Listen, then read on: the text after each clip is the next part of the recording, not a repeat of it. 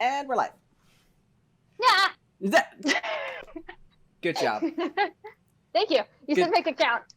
Yes, I did say make it count. I realized that we were supposed to have music too. You know what? I'm going to be doing a lot of talking, so You are going to be doing. Fine. I'll get our lo-fi. I'll get our lo-fi up. Yeah, just the lo-fi up. It's fine. We don't need any like weird like medieval Valid. stuff. Yeah. We don't need that. It's fine. But hey y'all, welcome to Demiplanes and Doodles. While Vic's searching for some sweet lo-fi music to play it in the background while I cannot stop talking. Whoa! What was that? You sound like a goat. Excuse me. You did. I am the goat. Thank you. You're the goat. Oh. That's in. No, stop it. Stop it. Oh. We're off to a great start. It's fantastic. Hi, everyone. Hello. How's everyone doing? Well, Vic works on that. Yeah, do we want to just run through our announcements real quick? Yeah, let's do that. So, as always, we've got our bros at Talon and Claw. If you scroll down below on our Twitch, you can check out the link to their Etsy store where they make wonderful wooden tabletop products such as wooden dice, DM screens, dice vaults, dice trays. They have this really cool spell slot tracker, and they're always, looking to make new cool stuff to enhance your dice rolling experiences.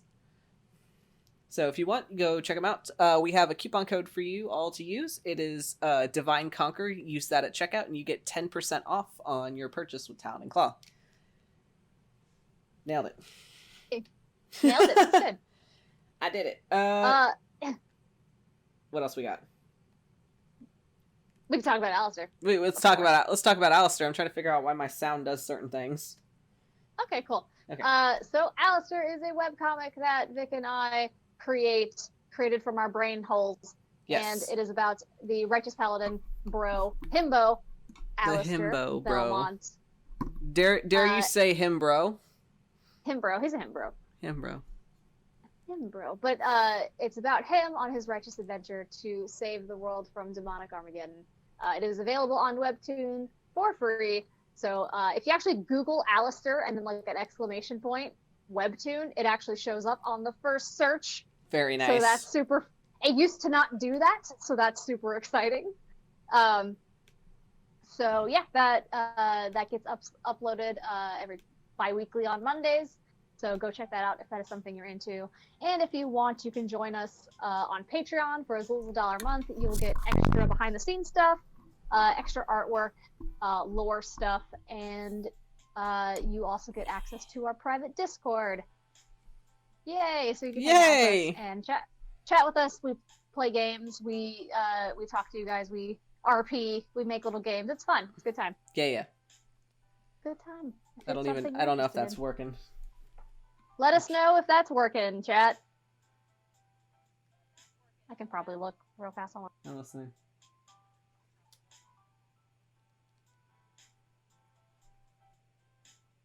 I hear it. It's just very low. It's very good because we want it to be low. Perfect. So my computer's doing this thing where sometimes when I have my microphone connected to Discord, it'll decide whether or not today is the day all of my audio is going to be in my headphones, or I'm only going to get voice chat audio in my headphones, and everything else is just going to be on my computer itself. Depends on the time of day. And whatever. That's floats whatever. your boat at the time. Yeah, whatever the computer feels like. I don't make the rules here. Because I don't want it to. Do you have any other announcements? No. I don't think so. I remember like during the summer we would have like a roll of like 5. So now I'm just like, did we forget anything? I don't know. Just don't want this to be like too loud that it echoes over my mic, because I know my desktop is picking it up. That's what's important here. Good. At least I think it is. Or maybe it's not. People are saying they hear music. Okay, if you hear the music, you hear the music. Alright.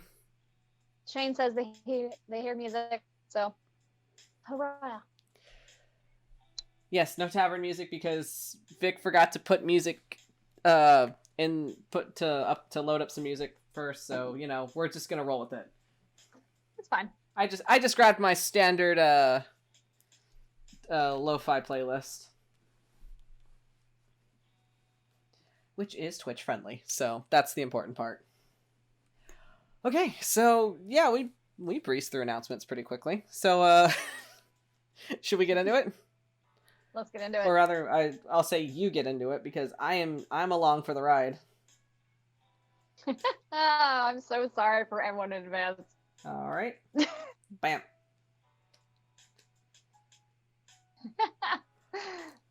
It's Alistair in there. Oh, now I feel bad for putting that arrow. Poor guy. It's one of the bros on the order. It's one of the bros of the order. It's okay. Alistair's got the hands of helping. It's fine. Just don't yank it out.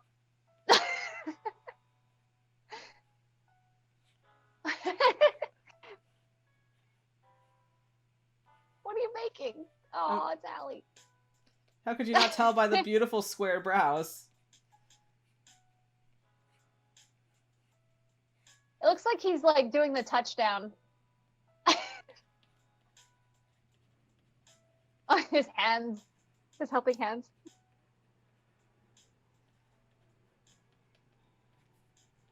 That's beautiful. Boop, boop, boop. Boop, boop, boop. Oh, Allie. His hands of helping. They are helping. Welcome to ye old Demiplane. Where we're going to talk about medieval history, Arthurian lore, and everything under that umbrella. As I'm going to go ahead and I'm going to preface this by saying that my exposure to Arthurian lore has only ever come from 3 specific places. And what would that be? The first one, as always, is my first experience as a young child was this book series that I don't know if anybody's ever heard about, but it has like 1 million copies. But it's The Magic Tree House. I have no idea what that is. Really? I have no idea what that is. Oh man. So it's all right. I get to explain what this is. This is exciting. Let me sip my hydration. Okay, so basically the premise of the Magic Tree House was you have these 2 kids, Jack and Annie, I think, and they discovered this tree house in the woods that's like in the woods by their house. And they find out whenever they open a book and they point at a picture in the book and go, I want to go there, the Magic Tree House takes them to that place. And there's like this whole overarching plot line. Like they each go on like different adventures. It's very episodic. Sometimes they go hang out with ninjas, sometimes they go discover mummy curses, and there's like this whole overarching plot that actually connects to the Knights of the Round Table and Camelot. So that's my whole experience with it the best part about it was by book 4 it was made apparent that there was a hamster that was in that treehouse. And they could, and I think they named it like Peanut or something. It's been like decades. It was a mouse? I thought it was a hamster. It was a mouse. Okay, was its name Peanut? Oh, Yes. Okay, the name was Peanut, but it was a mouse. Anyway, so that mouse actually, when they managed to like find like this medallion and like this whole like they had to like find like these different artifacts, and like the clue was like it had like this like inscribed M on it, and when they managed to like get the stuff together, the mouse turned out to be goddamn Morgan Le Fay. Oh shit. Yeah. Okay. So that was that whole thing, and then like that's when they introduced the whole Camelot plot line, and Merlin was involved, and there's all this crazy shit. But anyway, that's the book series. Considering who Morgan Le Fay is, that's Concerning? That's some hardcore stuff. Yeah, I know, right? Get these kids involved with some really deep witchcraft real early. By the way, they're like 9 years old, I think. That's what the Fae do. It's Jack. fine. Okay, Jack is 9 years old, and I think the sister is like 2 years younger than him or something. In the first, and then in the very first book, they went to the land of the dinosaurs, and so it's just like, oh, we're just a bunch of kids walking around dinosaurs. Oh shit, that dinosaur's gonna eat my sister. There's also a book where they accidentally went to Pompeii as it was exploding. You know, traumatize them early. What kind of show? It was a book. It's a book series. It's a children's book series, like a children's chapter book. Like, I read this in the 3rd grade. Has Lynn never... Wait. Jeez, Yes. Okay, so, I have to come out here for this. yeah, I had to explain the plot of, hi, Tabitha. Hi. I had to explain the plot of the Magic Treehouse to Lynn because she's never heard of it. I know, it was a little shocking. You're a 90s kid. I know. That's okay. I've never heard of that before. It makes me wonder if it's specifically if it's a Texas kid thing. Maybe. Because whenever I go to like Target, like the books are all over the shelves, and like I've never heard of it. And the author actually visited my school, so Same. What the heck? Maybe it is a Texas kid thing. Like we just had people come and be like, "Hey guys, don't do drugs," and then like do finger guns and then tell us exactly how to get drugs and how to use them. Oh, nice. You didn't have Dare? It's down in Texas. No, we did, but then they canceled it. Wait, what? Oh. Dare, the Dare program. Anyway, so that's my first introduction to Arthurian lore. My second introduction, as I'm sure everybody probably has been exposed to, Monty Python and the Holy Grail. Yeah. I had a third one, but I completely forgot it. So that's Was how... it Wishbone? Yes. Yeah. Wait, what? I would say Wishbone, maybe. I'm explaining my my exposure to Arthurian lore. Oh, Sword of the Stone, that's what it was. Yeah. Yeah, the Sword of the Stone. I was gonna say it Even though a lot was of Sword of the people Stone. Sword and Stone. There we go. So yeah, that's where we're at. So that's how much I know about it, which is very I little. need to rewatch the Sword and the Stone because I want to see like all the inconsistencies. Perfect. So Yeah, Lynn, tell me about what are we getting into tonight? Oh, so much. Okay, I've mentioned this to you before about this, but the best way to describe the tales of King Arthur is imagine a story that was made in like the 12th century. Okay. And then an absurd game of telephone happened. Uh-oh. All around Europe. Oh no. So, I will preface this by saying there are countless versions of Arthur, and there are countless versions of what he did and who people were in association to him. So what I will be talking about is just what I know personally from my own research and from reading the stories in the books. So stuff that other people may know might be completely different, and it still might be completely true. Very fair. So, all right. So it's literally just a mess of like incontinuity, and it's great. Can't wait. All right. Yes, Am I good to? You can. Boop. And boop. That's so funny looking. Well, oh, the arrow. The arrow with the line work. Yes. All right. But yeah, so what prompted this was that DNC, there's going to be like more Arthurian stuff happening, and I'm excited. Yeah, there is. For all of that. Yeah, so it's stated that in the future, in a little ways in the future, there's going to be a campaign that is very heavily influenced by Arthurian and medieval lore, and it's I cannot wait to see what comes of it. So it's gonna which honestly the premise sounds so exciting to me because it's like you're playing a D&D game, but you're playing it like historically medieval, and I think that's fucking exciting. As historical as you can get with as historical, like, some right? of the characters. I want to be a freaking. I want to be a wizard in a wizard hat. Like, yeah. I want to be the I want to be the textbook wizard. like, oh yeah, like studying in a like tower, have your own. Yeah, there you go. Can you make me a knight? I want to be Yeah, a of little course. knight.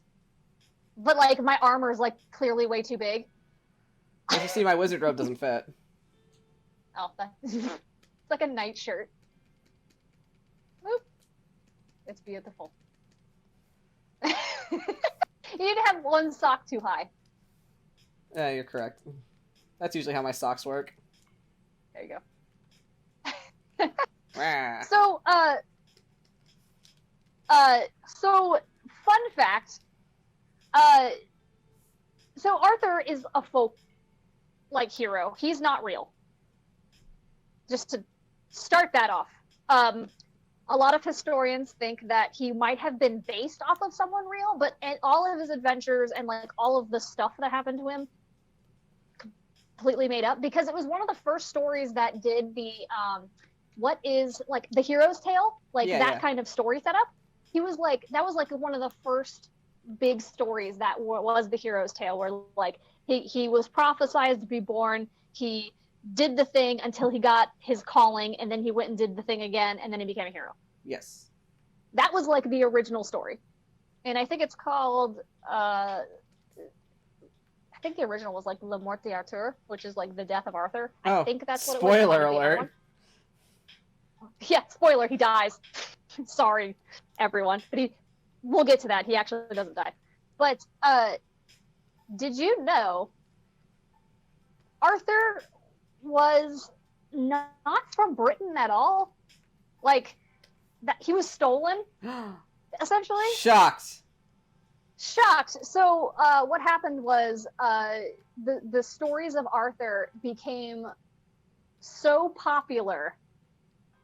They started in like Wales, like it was a Welsh and Cornish like story, and a lot of people in that area couldn't like read it at the time. They were kind of illiterate and stuff. And then some guy was like, "Oh, hey, I'll write it in Latin." So he rewrote the story in Latin, tweaked a whole bunch of stuff, and then took it to England, Oh like man. Britain. And then Britain was like, "Hey, we have a higher population that can read. He's ours now." So yeah, he basically went from being like this symbol of like Welsh and Cornish resistance from Britain to the exact opposite, which sucks. Man, fuck England. Always stealing crap. Always stealing everything. Fucking goddamn. Yeah, I know. And but I don't know. I thought that was really interesting. Like he originally had nothing to do with like Britain at all. Like he was just supposed to be like the everyman's hero that like stood up for like the righteous good. He was an Alistair, essentially. Oh my god. It's very sweet. Like he was supposed to be like the embodiment of what every good man should be, and like chivalry and like all that other stuff. And then, you know, England was like, "Hey, guess what? He's ours now. Bye." Which blows. That's so stupid. Yeah. What other things did I learn? Arthur probably wasn't even his name, because they think Arthur was actually his title.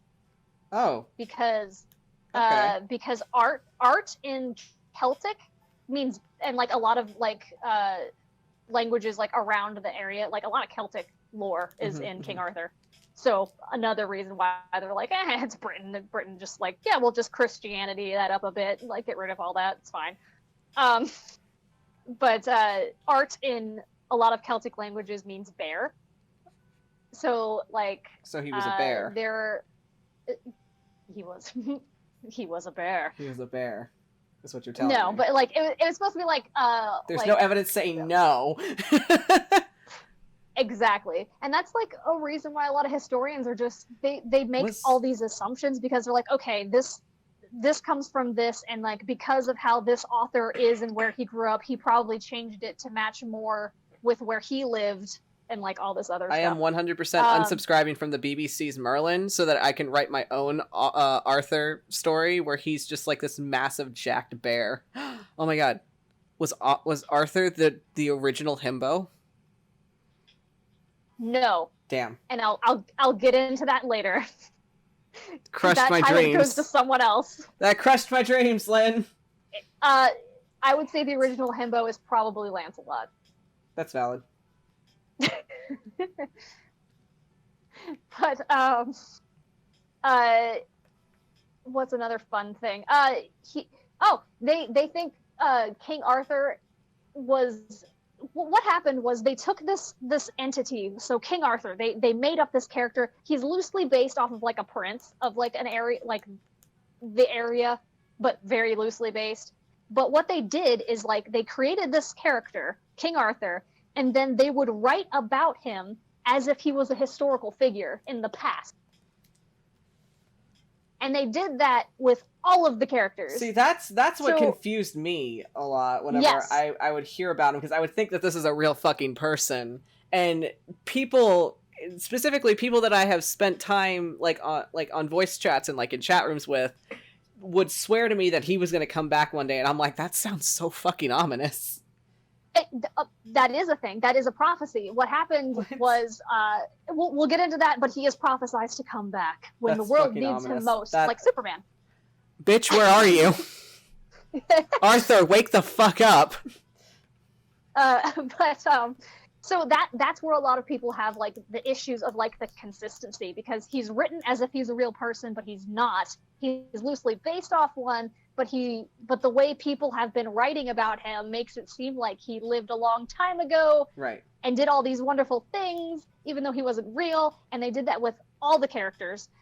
And they're saying that King Arthur was a descendant of old King Cole, who was an actual king.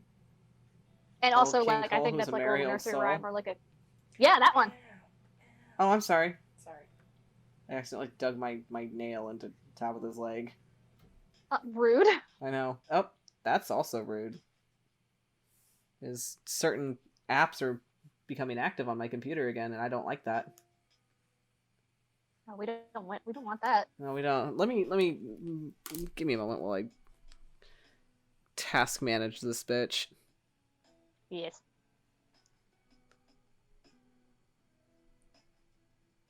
Please do, but I'll continue talking. Continue talking. So, are you familiar? Well, okay, what is the first thing that comes to your mind when I say the word Pendragon? I'll help you out. This is what comes to my brain when I hear Pendragon. Okay. The dragon.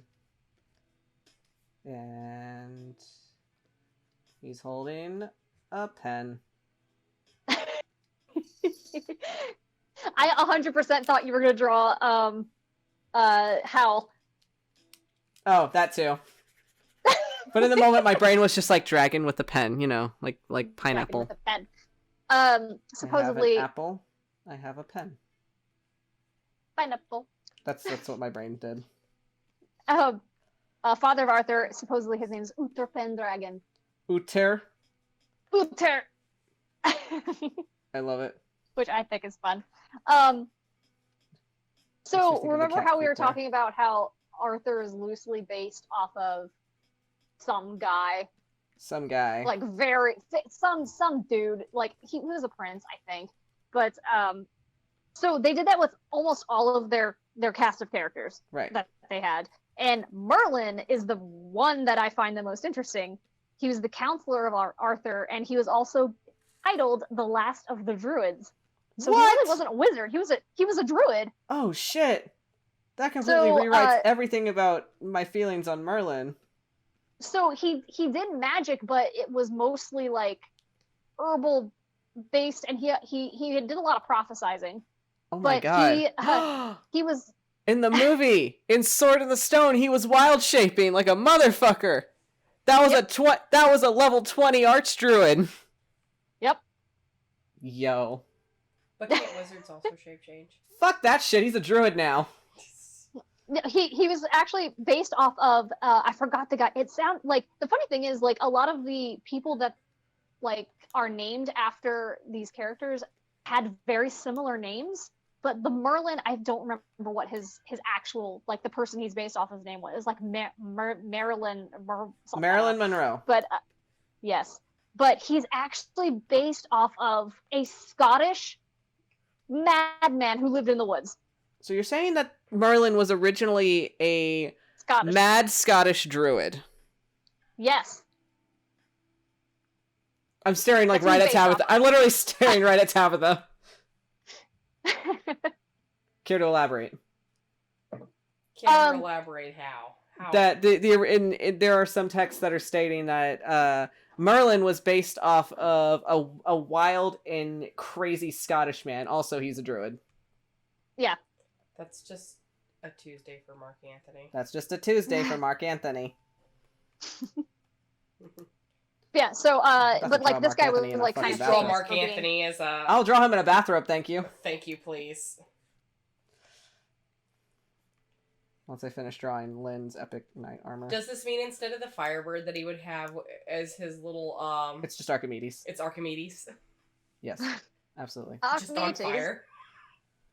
But they basically had Merlin come in, bringing in the pagan and the Christian elements into the story, because a lot of the stuff was Celtic and like it was Welsh, and it had a lot of pagan stuff. It had a lot of fairies. It had a lot of like mythical beasts, and then Britain got a hold of it, and they're like, "Hey, we're gonna make this work for us. We're gonna And put then our change that up." dirty hands all over this good stuff, and we're gonna water it down for the church, for our own agenda. Mm-hmm. Good And stuff. and again, like this is from the research that I have done, and there are so many different variations of it. So literally anything could pop up in all of this. It's a gigantic tangle of fandoms and canons. So so that out reading through reading through chat. Funny thing to note. It's said that in Britain's greatest time of need, King Arthur will return, and which where Shortbeard responded, there was a lot of King Arthur flour sold when everybody was making sourdough during the lockdown. So King Arthur returned in a time of great crisis. There you go. Didn't you make sourdough? I did. There you go. Arthur saved me. I do buy King Arthur flour, so that's pretty on point. Perfect. All right. Merden the Wild is what Kay the Mighty said on the chat. Yeah, I can't pronounce it correctly. Mearden. I don't know. I can't. Woods. I can't Scottish. Yeah. Mearden. Mearden. Probably like the Murder. sound. Murder. God, that's hard. You can't roll your R's. Well, druids, when named, were wise men and philosophers who live on the outer portions of the woods to entertain people of nobility coming to the castle. They tend to dress with large hats, like our now garden gnome. So the depictions of garden gnomes are the original druids. I'm in some places, sure. Yeah. For real. It's nuts just how how all these tales happen. Like how one of my favorite historical fun facts is how how witches are dressed are essentially the old outfits that beer brewers would wear, which were typically women brewing beer in their houses. So they would, how they would sell it was they'd wear the hat, and then they would be dressed all in black because all your clothes get dirty and shit from making beer. Mm-hmm.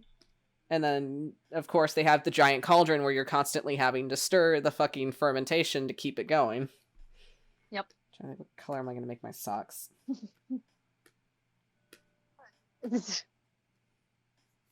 I'll make one yellow. Just a gross yellow, like they're they've been sitting on my feet for 3 weeks. Perfect. Yeah.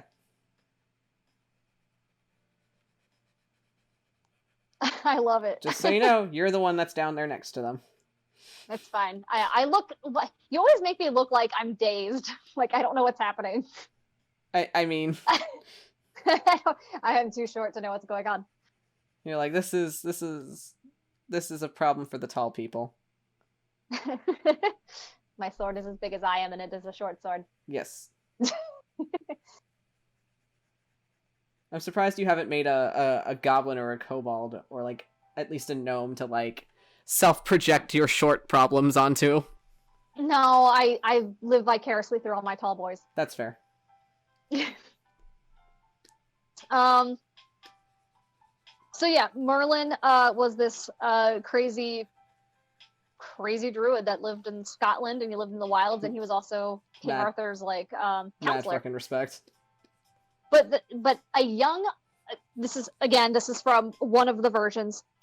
A young Merlin prophesies that Arthur was going to be born because he saw a battle between a blue and a red dragon, which represent the Celts and the Saxons. Oh. And he was the one that was going to like bring out like slay the dragons of evil and things like that. So it's a really political driven story. Interesting. Like its original form was super political because it was supposed to be about like The freedom like I said in the beginning, of everybody the freedom from... of the Welsh and the Cornish against the Britons. Yeah. That's sad irony. In some stories, Arthur is born and then he is hidden away with a knight named Sir Ector until he gets the hero's call, quote unquote. The hero's call, love and those. And then he withdrew the sword and the stone and became the hero and king of Britain, along with his court of Camelot. Now hold up.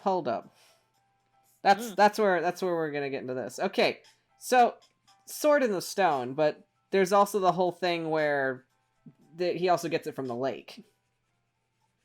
Yeah. Yeah. So which is it?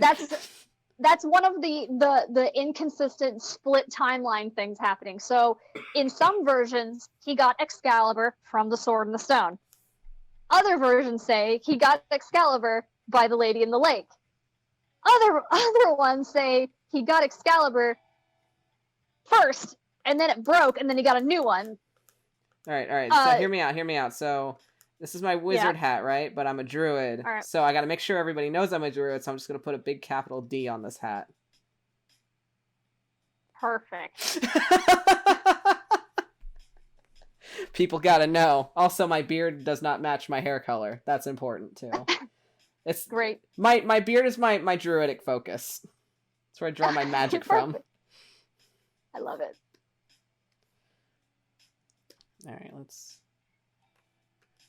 I love it, thank you. Oop. You're too red. Hold on. There you go.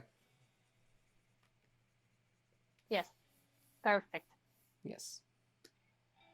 But back to the sword and the stone situation.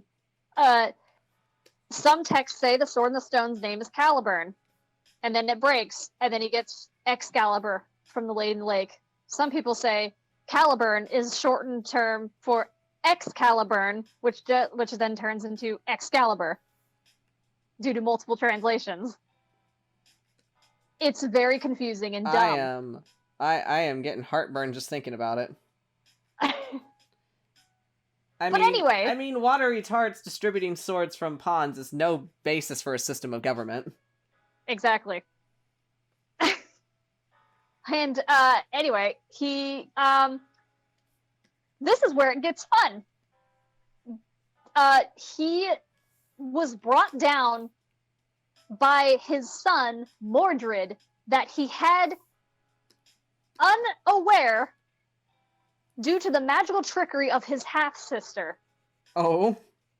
Morgause. Okay. He doesn't die, but instead he is taken away by the Lady of the Lake to the Isle of Avalon, where he waits to be reborn for when the people need him most. Okay. That's where the creepy prophecy stuff comes in. So far, he hasn't returned, I don't think. He's decided he's got 5 more minutes left on his alarm. Yeah. Of course, that could be very easily the like British edition to where they're trying to like get rid of the pagan stuff and add in the Christianity element to it. Oh yeah, because I can see that whole he will return one day, and it's like okay.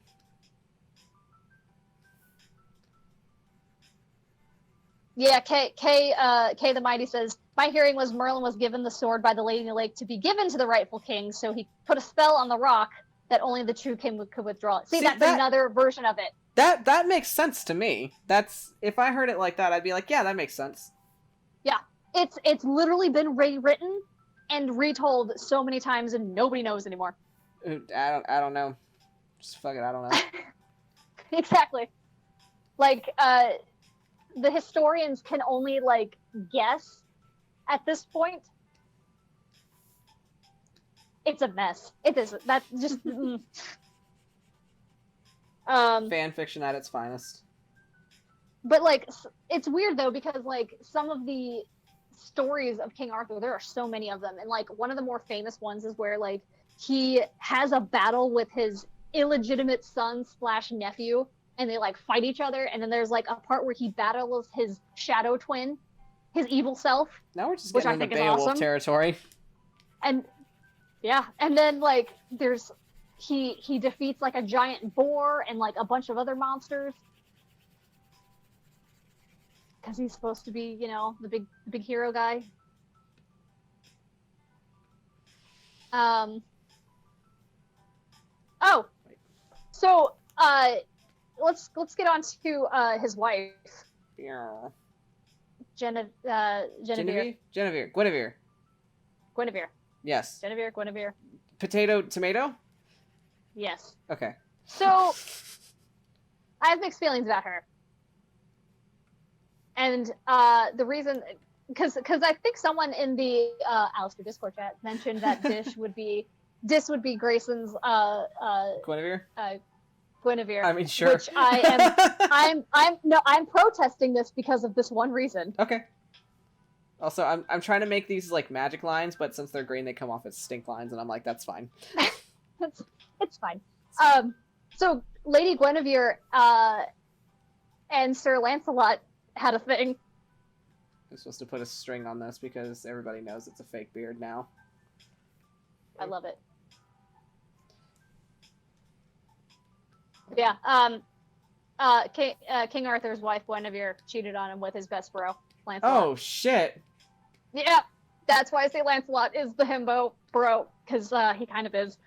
But yeah, they that was a big deal. And like a lot of people are in like the stories are like, no man can bring down King Arthur except like the pain he had, like his betrayal and stuff like that. And I'm like, oh man, this took a dark turn. So I'm gonna not with Guinevere. That's fair. That's fair. Yeah, I'm just gonna not. And one of the things that I've read also is that Lady Guinevere and Sir Lancelot had a son who was Sir Galahad.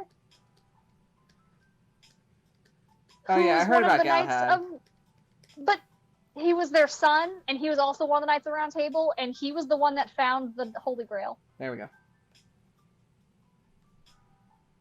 It's very confusing. That is confusing. Oh gosh, it is so... The timelines have crossed. Hark, the king hath returned. Bah. The king hath spoken! Hath spoken? Hath spoken. I'm sorry, it's hard to talk with a fake beard on and half the hair gets in your mouth. Fair. Long hair problems. Long hair, for real. Long hair problems. Bah. Bah. I like my armor. Good. I tried to make it as practical as I could.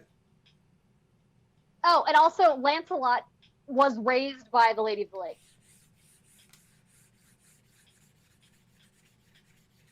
But I've also heard that they had a thing for each other too. That's weird. I can't stress this enough how much of a mess this whole story is. This is some fucking novella, that's for sure. It really is, and I'm kind of here for it. Alright. Yeah, that's what I want. There we go. Nailed it. I love it. Wait, I gotta save it now. Save it. You did. Alright, so what are we drawing next? Draw Grayson in armor. Draw Grayson in armor? Okay. Yep. I'm drawing Grayson in armor? I kind of want to see Diss in armor too. I specifically asked for armor reference. Like last night I specifically asked for armor reference because it was said from a certain somebody because he was like, "Hey, you've technically seen Diss in full armor before." And I'm like, "This is correct. Give me my armor reference, bitch. I want it. I'll draw it." Just start drawing Diss and then you can put his armor on. Titties. Yep. As stated in chat, Arthurian lore is a rubber band ball of the fuck? Yes. Yes. Correct. Gotta love good old Arthurian lore. Pretty much. Speaking of the Lady of the Lake, Mm-hmm. Morgan Le Fay. Start drawing. Oh, Morgan Le Fay. Yeah, tell me about her. She is. They don't know who she is, but they have a strong inkling that she is Celtic Fae. She is a representation of like the Fae, or she is a Celtic goddess Okay. of lakes and like water and things like that. Right. Yeah, they have no idea if she's made up or representation. Mm-hmm. Apparently, there's a kingdom under the lake. Right. And she's the one that takes King Arthur to Avalon when he dies. But they just assume she's a spirit, a water spirit, or some sort of goddess. But she can be a little bit of a vengeful bitch, which I'm here for. All for strong women in lakes. Oh. I'm trying to. My hand doesn't want to draw discs tonight, so I'm like just trying to figure out what to do with them. Just gonna draw a handsome bust.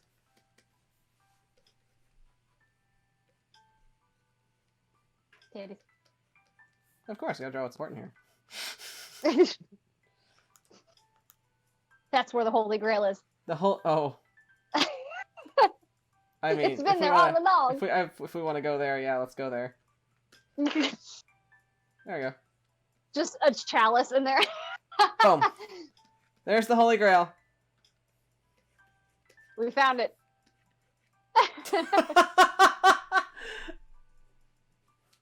I love it.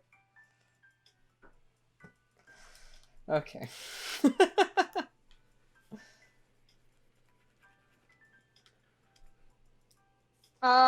Let's see what my other notes say.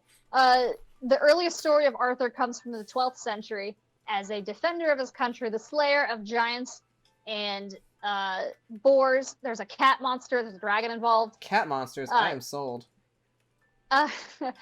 There's he's known to be like someone who frees people from prison. He eventually becomes the Celtics' war hero who travels the country fighting monstrosities. He's got a bro that he travels with named Bedwyr. And he has a magic spear, which I think is rad. Oh, fucking sick. There's also notes of Arthur's dad, that Uther Pendragon dude. Right. Appearing as a Merlin figure, and he changes form. Huh. Like, he changes into different people. It's really weird. Yeah. But it's, like I said, like, Arthur, in a nutshell, is just like just a mess. A ball of mess. That makes sense, yeah. It just doesn't make sense. It's just, like, fanfics abound. Yeah, so the Celts had him as their war hero, and then, Britain got a hold of it, was like, yes, this is our king, and they just kind of basically stole it. So, yeah. Not 100% accurate with the times, but pretty neat regardless. Who the heck are you making? I was inspired by Merlin, so give me a hot second while I draw some stuff. Okay.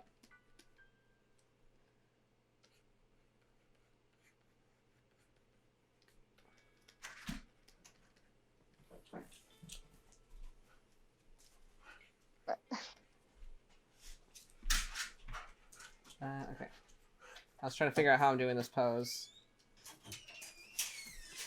Let me see. Oop, one moment. I'm sad Dis is gone and I didn't get to save them.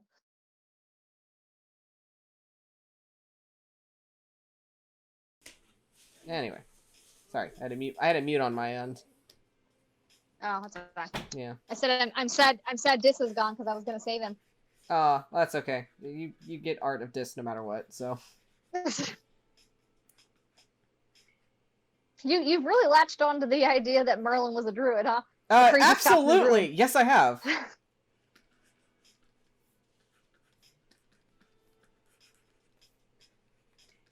No more are the days of Merlin being some weird old man nerd. Now we're on hot dad druid mode. Everyone's asking if that's Arthurian West. It's Mark Anthony. Yes, it is. Yeah. Why is he named Mark Anthony? Just curious. Let me ask. Hey, Tabitha. Why did you name Mark Anthony Mark Anthony?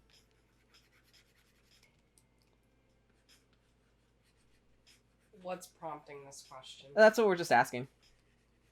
Because Lynn asked. Like, the Roman politician Mark Anthony is all I ever think of? What? It's for the dumbest Like- reason. The Roman no, guy no. Mark Anthony? What? No, not the Roman guy, Mark Anthony. That's all I ever think of when I heard Mark Anthony. I'm like, why is he named Mark Anthony? No, that's Mark Antony. Huh? Still. Because at the time I made Mark Anthony, he was just a little fox skull that was basically that was kind of a brat to my one character that I had. Yeah. Josephine. Mm-hmm. But even though he could be a brat to her, he actually didn't really care about her and stuff like that. And to the sense, it was kind of like the Chuck Jones Looney Tunes cartoons. Mark Anthony the and dog! Yeah. Yes! That's how it kind of came about. I love that cartoon. That's a good one. I think about that cartoon very often. Mostly, like, anytime I have a series of characters that one's just fucking massive and the other one's very, very tiny. So you just see the one just like... That's absolutely your brand. Don't even say sometimes. Hold on. I can literally, like, insert any of my characters in here.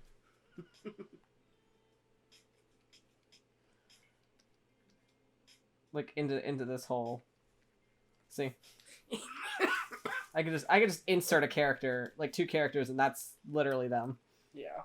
Like, I think I have Art of West and Dis like that. You do. West and Dis, wait. Ziffer and Juniper. Oh my god. Give me a hot second while I draw that.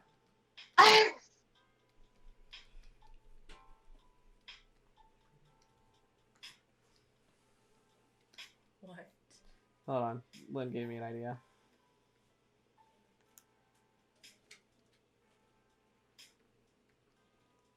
Yes. He wouldn't hold her like that, though. No, absolutely not. He hold gently. He hold gentle. Very gentle.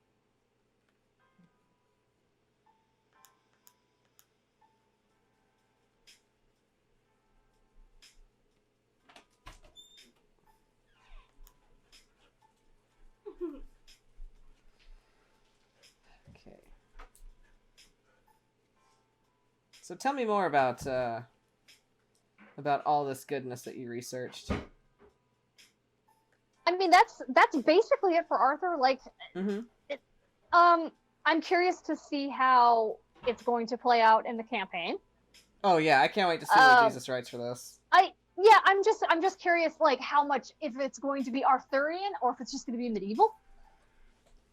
Because, I mean, there's nothing like distinctly Arthurian about any of it, other than like the strong Celtic influences, maybe.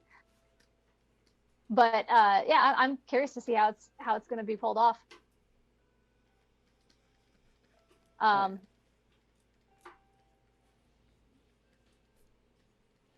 at that beard. I like drawing beards. I'm not good at drawing beards. Like Grayson doesn't have facial hair. Actually, I rolled if he was gonna have facial hair or not, and he got a 0. Oh my because he had god. a -1. So I'm like, all right, he's never going to be able to grow a bit of facial hair ever.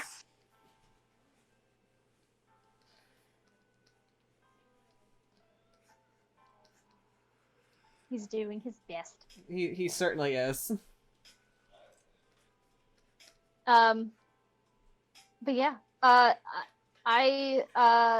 interested to see the campaign. I'm excited, and I will 100% yell and critique everyone's weapon and armor. Okay. So, okay, you want to hear something stupid? Yeah, absolutely. So, I was on TikTok because that's my life now, and I ran across this guy. Life, yeah. I ran across this guy who, like, he was just like this young guy, and he was just like, he had a quiver on his back, and he was just like running around and being like, look, the arrows don't fall out and stuff like that. And someone commented, hey, like, they're like, oh, my archery teacher won't let us have our quivers on our back because we'll hit people in the face. And I just kind of commented, yeah. I said, yeah, that's literally right. That's how that works. I'm like, yeah, that's how that works. Like, because you're supposed to have your quiver on your hip. Yeah. Like, historically. And the guy who, like, posted the video was like, in case you didn't know, I'm not a historical figure. And, like, he just went off on me. I'm like, dude. Dang, dude. The hell is wrong? I was like, what the hell is wrong with you? And it's like, I was like, Somebody hey, you know, I don't. Upset. I was like, I don't mean to sound aggressive. I was just saying that's probably why the teacher didn't want them on the back, because you'll hit people, and yeah, you're gonna hit people in the face. It's not accurate. And they're like, well, I was just wondering because they kept saying they were hitting people, and I didn't understand why. Are you like stabbing each other or something? I'm like, no. Have you ever been whacked in the face by the end of an arrow? Yeah, exactly. And like he did not get it. I'm like, no, I'm just saying that's probably why their teacher said they don't do that. Right, yeah. And oh god, he just like went off. I'm like, dude, calm down, dude. It's yeah. The and also, you know, reaching back up over your head to grab an arrow and back down to knock it is the worst thing you can do. Yeah, it's you know, it's leaving you so exposed. It really like your chest is just so exposed to fire. It's bad. Yes, very bad. Yeah. So I've stopped commenting on people's things if they're not into history TikTok. So I'm like, okay, cool. That's people tend to take that kind of you know. Oh my lord. I mean, you're wrong, but God, take it with some grace. So all right, well, this is I'd say this is the best place to do it. Tell us all about that good medieval combat, like historically how people would handle archery, or people would handle like hand to hand, like sword to sword fighting, and etc. Okay. I need to like do like the big breath, like the Ace Ventura, where he's like, and he just lays it all out. And then just goes. And then I'll become winded. There. Put my hands together like I'm praying. Like I'm about to school you. Wait, hold on. I had to make those hands tinier. There we go. There. It looks like my feet. Yes. My feet. Yes. Okay. Archers, they don't have their quivers on their backs unless they're traveling, but even then that's kind of stupid. So they usually have it on their hips. Mm-hmm. They're opposite drawing hips, so they don't leave their chest exposed, and also it doesn't clack around. Also, clack clack clack. It's just more practical. To be honest, I mean, it's all about practicality. If you're about to die, it's all about the easiest, or well, I'd say the not dying. What's the method that's going to keep you from dying?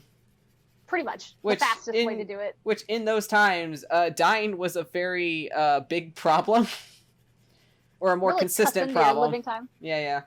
You had a very short living time, and dying was certainly something that happened quite often over the littlest of things. Yep. And it wasn't like that it wasn't that you died at like 30 or 40. It was because the mortality rate for so many different things were so high. I'm gonna go ahead and hit a focus group. Does anybody remember that episode of Little House on the Prairie where what's her name almost died from a cut on her leg? I do. I also love how it's circulating on TikTok too. I thought that was really funny. I was like, oh my god, we hit Little House on the Prairie TikTok. Yep. But continue, Lynn. No, like a lot of people are like, oh yeah, like if you lived in medieval times, like you died at age 30. I'm like, no, you didn't. Depends on who you were. Depends on who you were. If you were a young noblewoman, yeah, you might live to see like 20 because you'd be forced to have. You'll die in childbirth, like guaranteed. Oh, for sure. Like even if you weren't, you'd have a better chance if you were a noble. Mm-hmm. But still, it's low.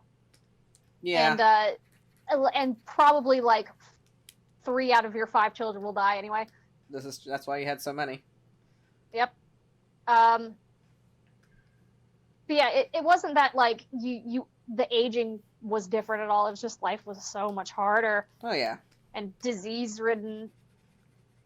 And fun fact about nobility, because I drew a lot of inspiration of Grayson's like nobility from medieval stuff.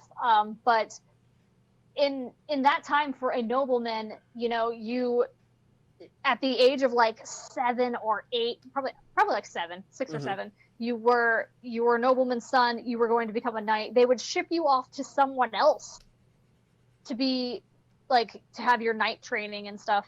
And they did that because they said that if you stayed with your family and trained, they would be too easy on you. So that's why they would send their sons away to someone else. Oh, that makes so much sense. Yeah. So there wouldn't be like that, like, oh, you're my son, so it's fine, like that kind of thing. So you go through all of that at age like 17, you would probably be knighted. And as a noble, at 17 years old, you would be in charge of your own army. Oh no. You would be a knight. You would have your own like estate.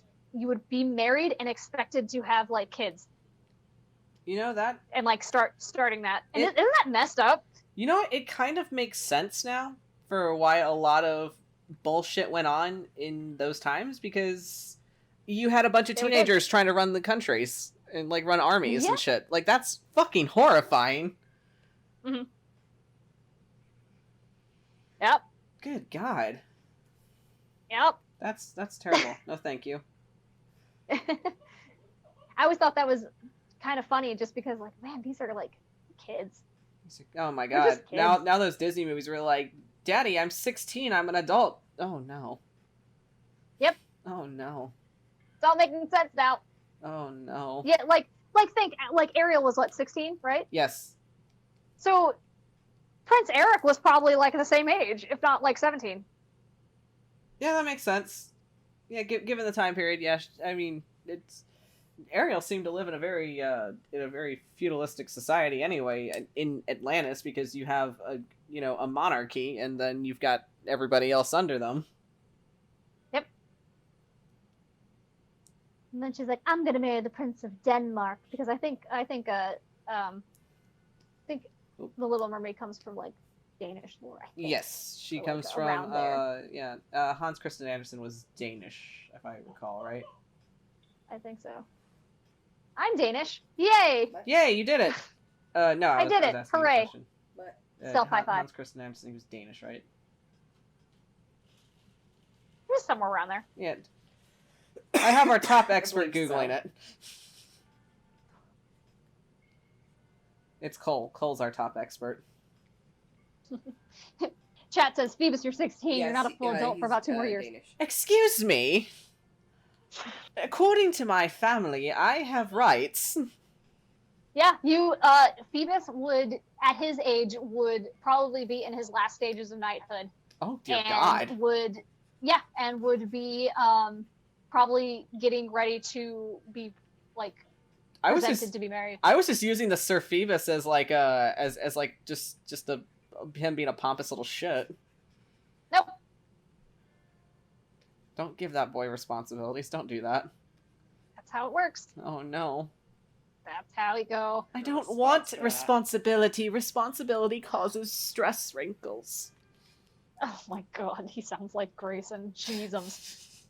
That I will your youngest son. say Grayson is not, he's more into the responsibility, I think. Grayson's much more like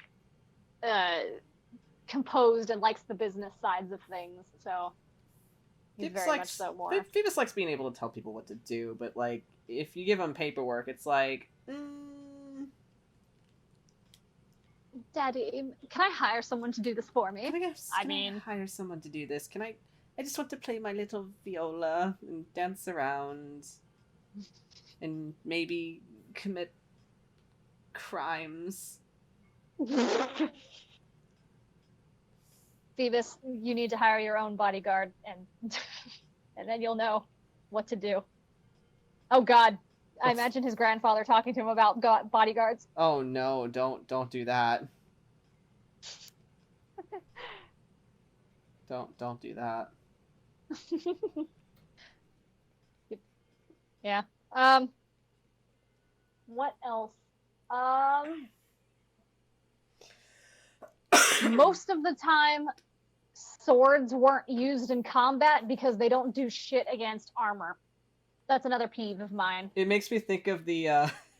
It makes me think of a historic combat session somebody was doing where I think they were fighting with either a mace or like it was a blunt instrument. And I just remember when one came forward and he hit the other one on his helmet at such a good point that it just made that very just bonk noise. Yes. I love me a bonk noise. What?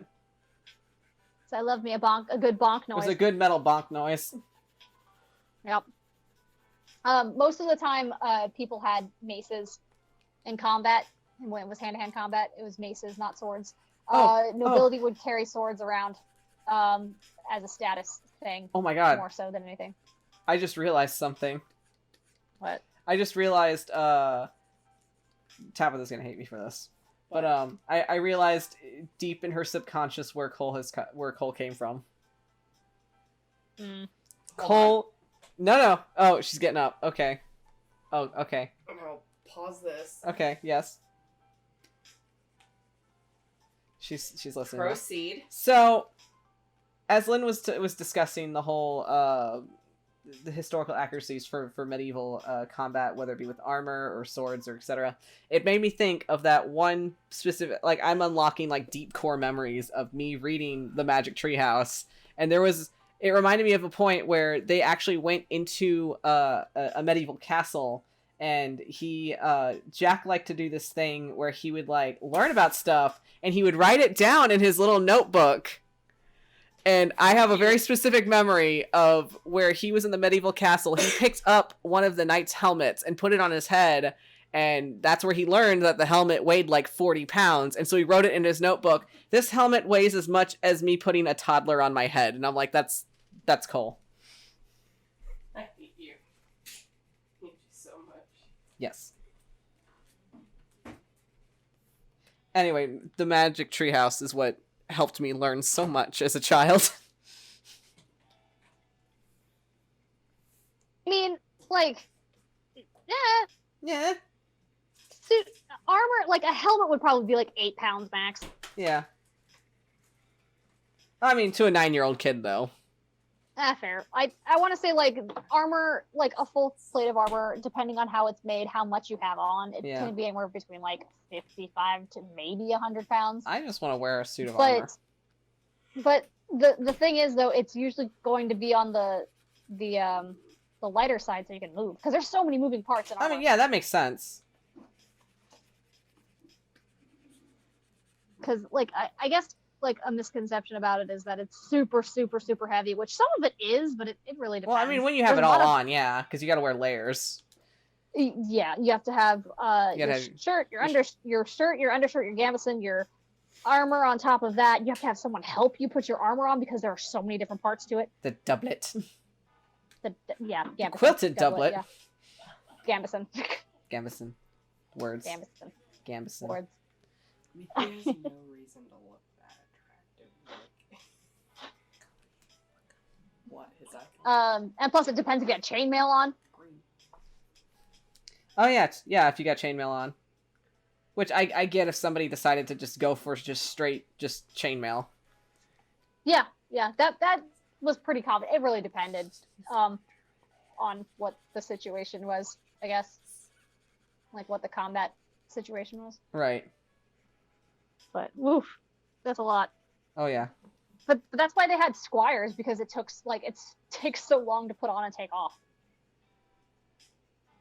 Like that was just your job. That was just your job. Once upon a time, Alistair's job was just to remove armor. Yep, remove armor, put it on, and basically, like, you were just like the knights, like He had the helping hands. Yeah, you were the knight's helping hand for real. Which means Alistair has his own. Oh my god, that's right, because he's a knight now. He has to have his own squire. Yep. That means Jayon has a squire too. Oh no, I feel so bad for that squire. Do I have to make an NPC now that's Alistair Squire? You can. I would love that. Thank you. Okay, I will. I will make this funky little squire. Chat, just for funsies, give me some suggestions for Alistair Squire. Let's draw his squire actually. I kind of like that idea. His squire, let's see. How old would he be? Oh, because Alistair's like in his 20s, right? He is 23 in your campaign. A squire is usually like 14. Oh goodness. Yeah. This little babby. Yep.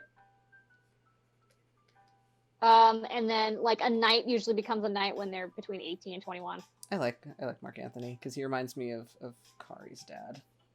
Yeah. He'd probably be like her uncle. A lot of squires who like fail at becoming knights usually go into like church or like law.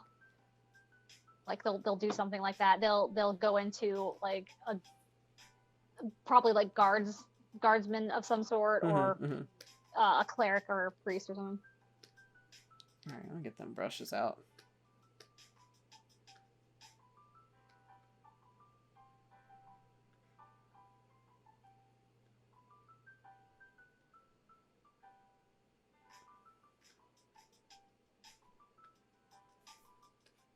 Nope.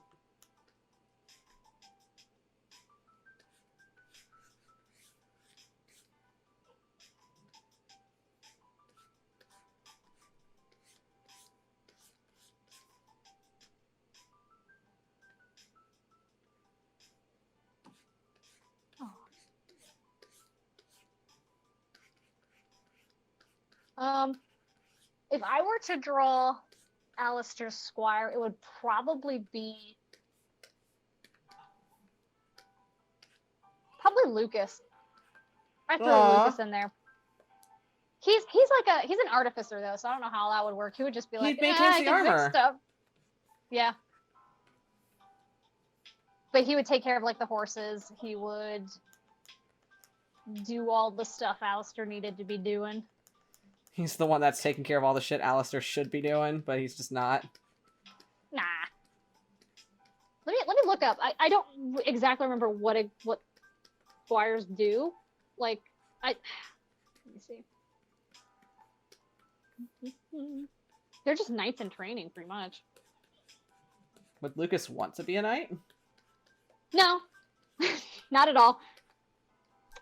Boys served a knight as an attendant or a shield carrier by doing simple but unimportant tasks such as saddling a horse, caring for the knight's weapons and armor. That makes sense.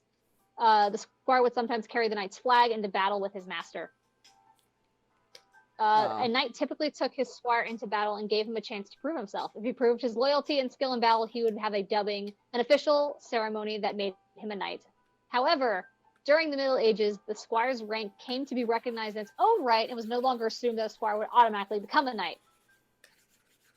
So, he would carry the knight's armor, shield, and sword, which is hundreds of pounds altogether.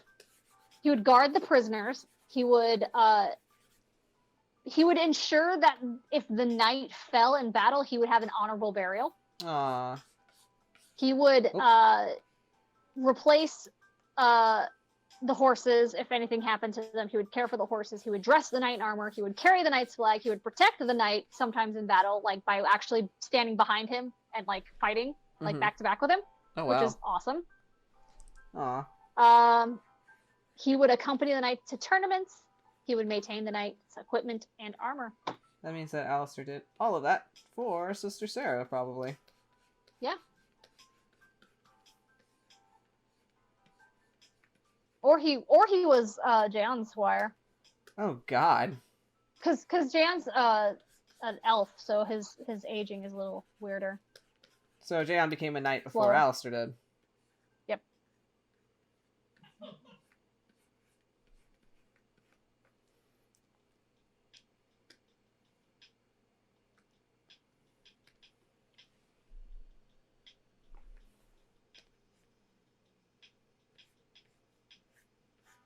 Yep.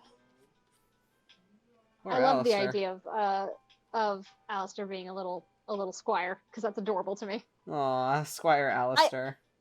I think that makes more sense that he would be the squire to Sister Sarah. But I don't think oh yeah, was she still trained in him. combat though? What? Was she still in combat though? I'm pretty sure she had missions where she would like go out and like have to like take care of like small like scuffles here and there. Nothing too like Yeah. light threatening. That makes sense. There we go. Oh, you'll get used that blending tool. Yeah, I liked it.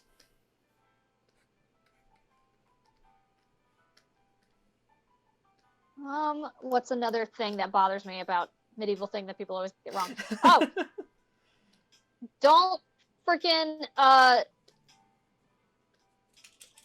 you don't put your swords on your back, damn it. That's the biggest pet peeve of me. Like, oh my god. You know how many times I've had to draw people with their greatswords on their back? Oh yeah, too many times. I've seen all the commissions. Ah! They don't. Okay, I will say this once, and I'll only say it once until I have to say it multiple times so people get into their head. Okay. You don't put your great swords on your back unless you're traveling, like, and you know you're not going to be attacked. Your great sword, if it was a larger sword, a two-hander of some sort, you would hold it with your hand and prop it up against your shoulder as you walked. And that is something that I take great deal in doing in the comic. It will never be holstered on Alistair's back unless he is traveling. Aw. Like, if he is in a town, it will be on his back because he is safe there. But if he is expecting a fight, it will be on his shoulder. It's said in chat that Phoebus has 4 unwilling bodyguards. Unwilling. Oh. Well, unpaid is the correction. Phoebus just has like a small like army around him at all He times. just and I think the sad part is at least for him is that he from the get-go is like, you know, those are my friends. Those are my best friends. I have friends now. Because Phoebus never had friends before. Because he grew up in a demiplane. Yeah, he grew up. Yeah, he basically grew up sheltered for the most part. It was for the best. You saw what happened to Xavier. Eh. Can you imagine if that was Phoebus? Can you imagine if those roles were replaced?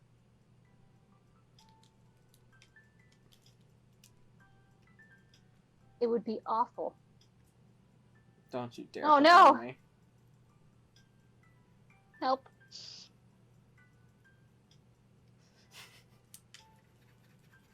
Not my good boy.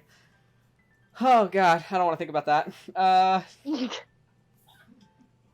All right, so did we want to draw a squire for Alistair? Or did we want to? Oh, I know something I know something we discussed. I don't know if we wanted to draw her now or later, but like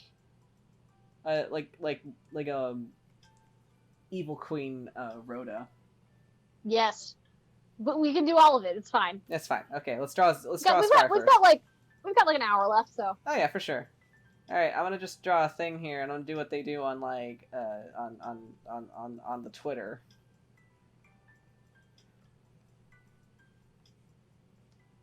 What Hey, the heck? No, don't worry about it. Don't worry about it.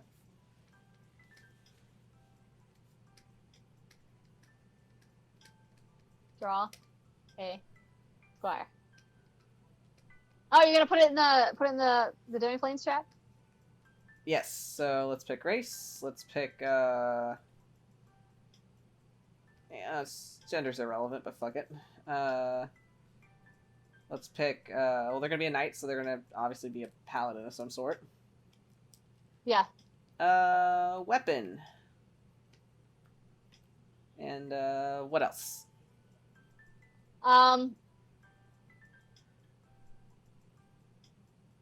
A personality quirk.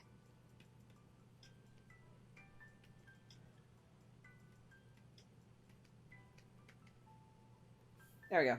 So we can just throw that in the Demiplanes chat. Okay, do it.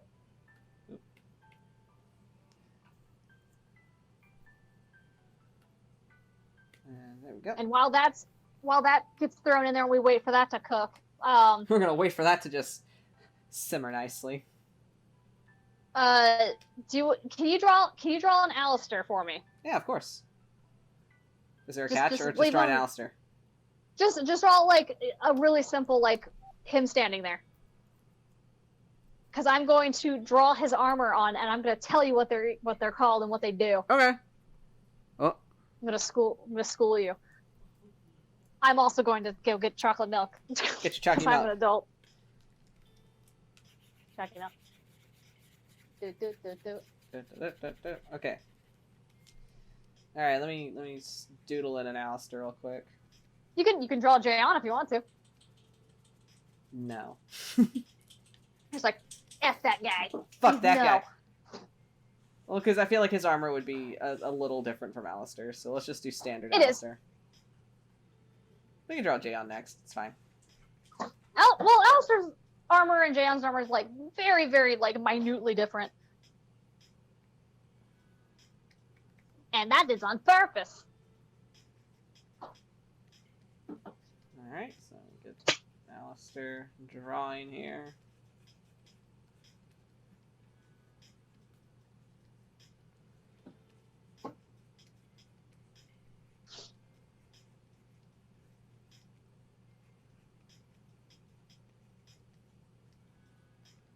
While you're drawing that, I'll also move on to archers. Hey, y'all. Your knight doesn't have a tower shield. Those are for archers. Those are for Please archers. stop it. Don't take tower shields into battle because it's 100% impractical. It really is, and for all you LARPers out there, if you're going to go into a one-on-one duel, like if you're gonna do a melee duel, don't be that asshole that brings a fucking tower shield in. That's not fun for anyone involved. Just speaking from experience, because I've done that before. I was part of a medieval like LARP group, and this one guy brings a tower shield into a duel, and he was just like the biggest asshole through the whole thing. Not fun. Don't be that guy. Don't be that guy. Don't be that guy. Also, shield bashing is a legitimate strategy. Y'all are just being babies. It is a legitimate strategy. It's kind of what some of them were made for, especially bucklers. Exactly. Those were kind of used as like you could have a buckler and like do whatever the heck you wanted with that arm because that was the whole point.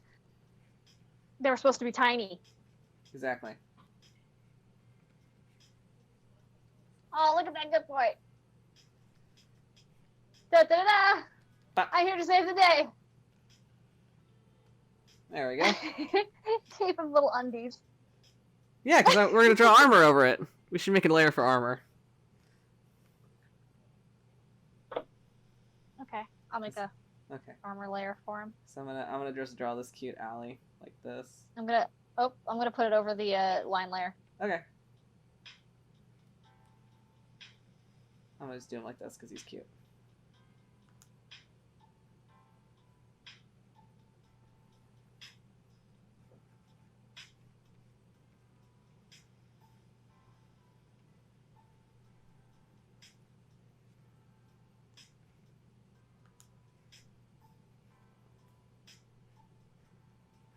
Aw, little braid. He's so cute.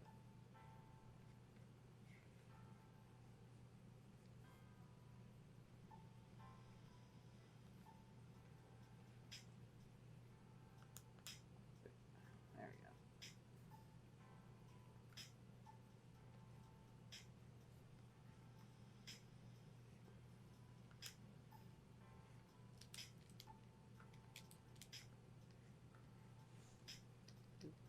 we go. Boop, boop, boop, boop, boop.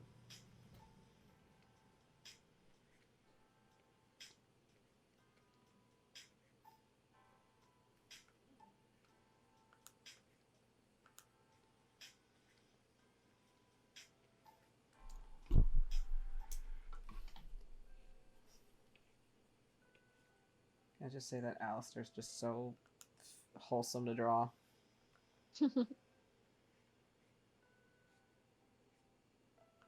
I don't feel like drawing hands. You're getting mittens. Mittens are fine. They're gonna be gloves anyway. Very true. Gauntlets.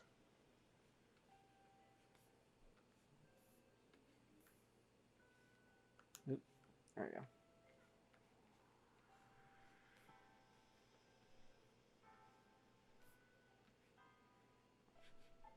I'm gonna put him in socks too, because fuck it. He's in undies and socks. Because I don't have time to draw toes.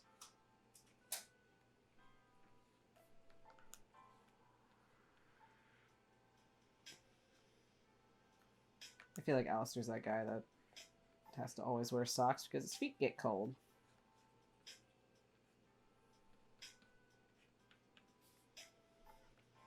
He would always wear socks, like no matter what. The little bros get get a little chilly. There we go. Aw, look at him. He's so happy. He's just He even happy. got his little like arm freckles. Yeah.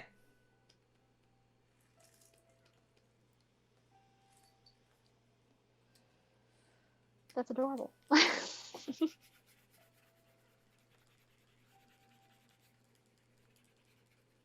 Alright, color him in. Aw, he's so cute. I know. He's a good cute boy. Just gonna get that tan just right. It's the wrong layer. Layer check. He's There we yeah, go. he's got tan skin. He's a tan boy.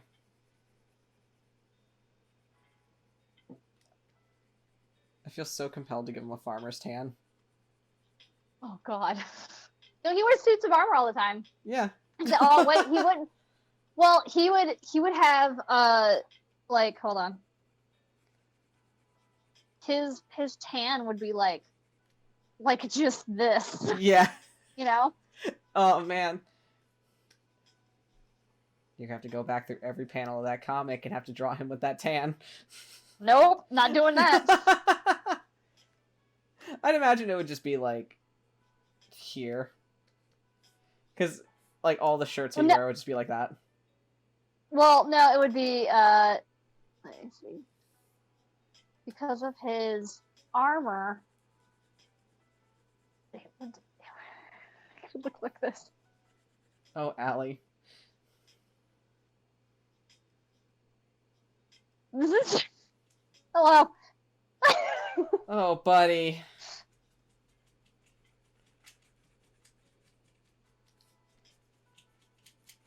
Alistair would be the kind of guy who would be like, I gotta go tan. He would. He absolutely would. You know what? He's got his lucky red underwear on.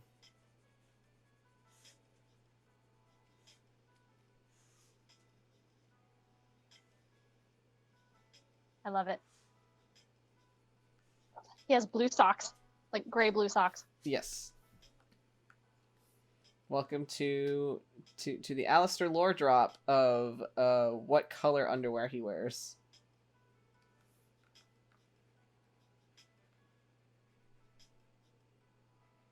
Yes, we're finally hitting that.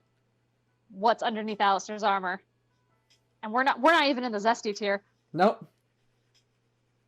But if you subscribe for $13 a month, you could be a part of our Zesty tier, where you get monthly drawings of Lynn and I doing stuff we don't put on the internet.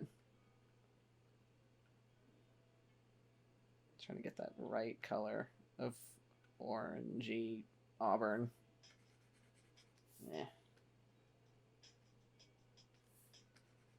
That's close enough.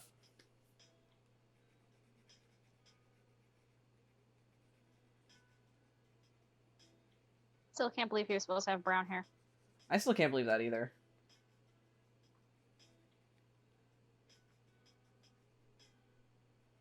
His little eyebrows. I love his little square eyebrows.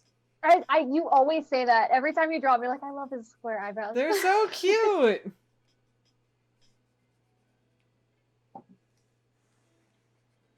Okay, I'm gonna give you a test. Okay. It's called Whose Eyebrows Are These? Okay. You ready? Yes, I'm ready. Those are Alistair's. Okay, that's correct.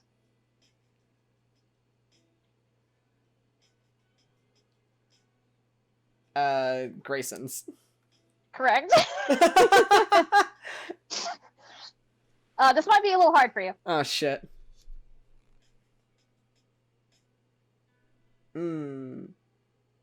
Are those These are Addies? multiple people. Those are Addies. Oh, nice.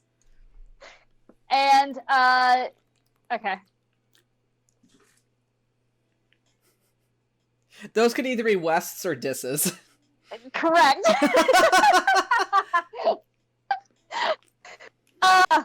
I know my game. eyebrows. Thank you for playing the eyebrow game. What did I win? Congratulations, you won some eyebrows. Fuck yes. Exactly what I needed. There you go. Perfect. Grayson's eyebrows. He had the bisexual eye slit before I even knew. You just always knew. I always knew. Do we want to color his eyes? I just made them little whites, so, you know. Little white. Yeah, you know, it's a Okay. little chibi eyes, so it's like... Bap. Bop. Bop, bop. Okay. Okay. School me on armor. I'm not gonna draw a helmet because we all know what a helmet looks like. Yeah. Because it's easy. It's easy. Whatever. Actually, I need to make another line. So hold, please. Holding. Oh, there. Okay. So we will start with. First, he would have his undershirt. We're not going his what I usually have him in. Mm-hmm. This is historically accurate, Alistair. All right, historically accurate Alistair. Yep. Okay. So. Uh-oh. Layer check, bro. Boop. Layer check, bro. Layer check, bro.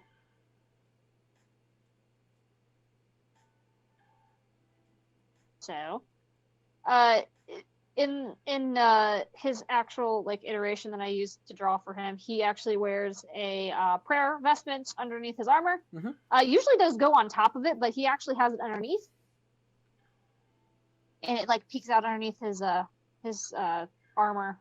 Right. But yeah. traditionally, it looks like he's wearing a sweater.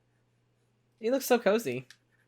He does look cozy. He looks very similar to what I'm wearing right now, except mine's got a hood. I'm just kind of chilling in this number. Where it's like those oversized hoodies that you see on TikTok. So it's actually long for me, which is funny. So that's how you know it's absolutely massive. Because it goes all the way down to my thighs. I'm probably spelling that wrong, but it's called a gambeson. Gambeson. Or, a whatever you like to call it. A doublet. Doublet. Doublet. Okay. That basically protects the armor from digging into his skin. Hooray. Hooray.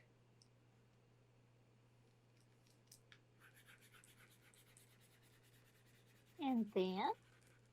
Oh, Oh, hello. Give me. Gam. Yes.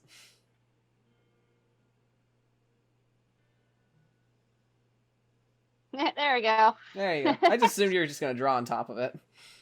Yes. Well, I just wanted to see that was underneath. Right, So, right. then he's got...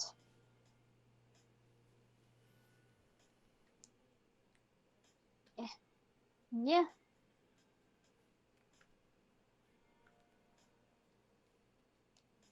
Look white. I don't want to look white. There we go. He's a white knight. Ah. Good boy. Doot, doot, doot, doot, doot. Nope. Wow, it looks like he's just wearing his Oh. normal shirt.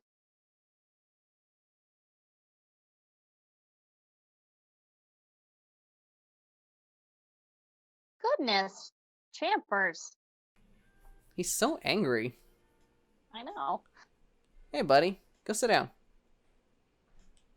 I don't think you have any opinions on armor because you don't even wear clothes, dude.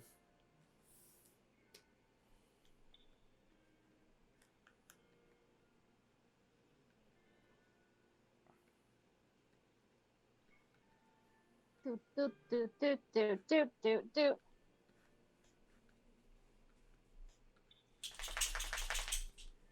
Oh, the good boy. The good boy and the good He was boy. in the comic. He was. Champ was in the comic, y'all. He's famous now. He is famous. Now you just need to draw an angry potato dog that's just like chasing them around. It's like.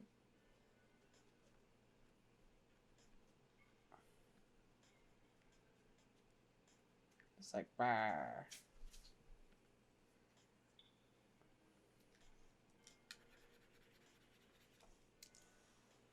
And so these are the pauldrons, right? Correct. Yay! I did it. Pauldrons, they also, where'd my brush go? And the middle Okay. part was called either a breastplate or I sometimes see the word cuirass used. Breastplate. Yeah, curious. It depends. Yeah. So like, a lot of the traditional names for armor is French, but then again, the British got a hold of it. We're like, we're gonna do this We're wrong. gonna butcher the fuck out of everything now. Pretty much. Da,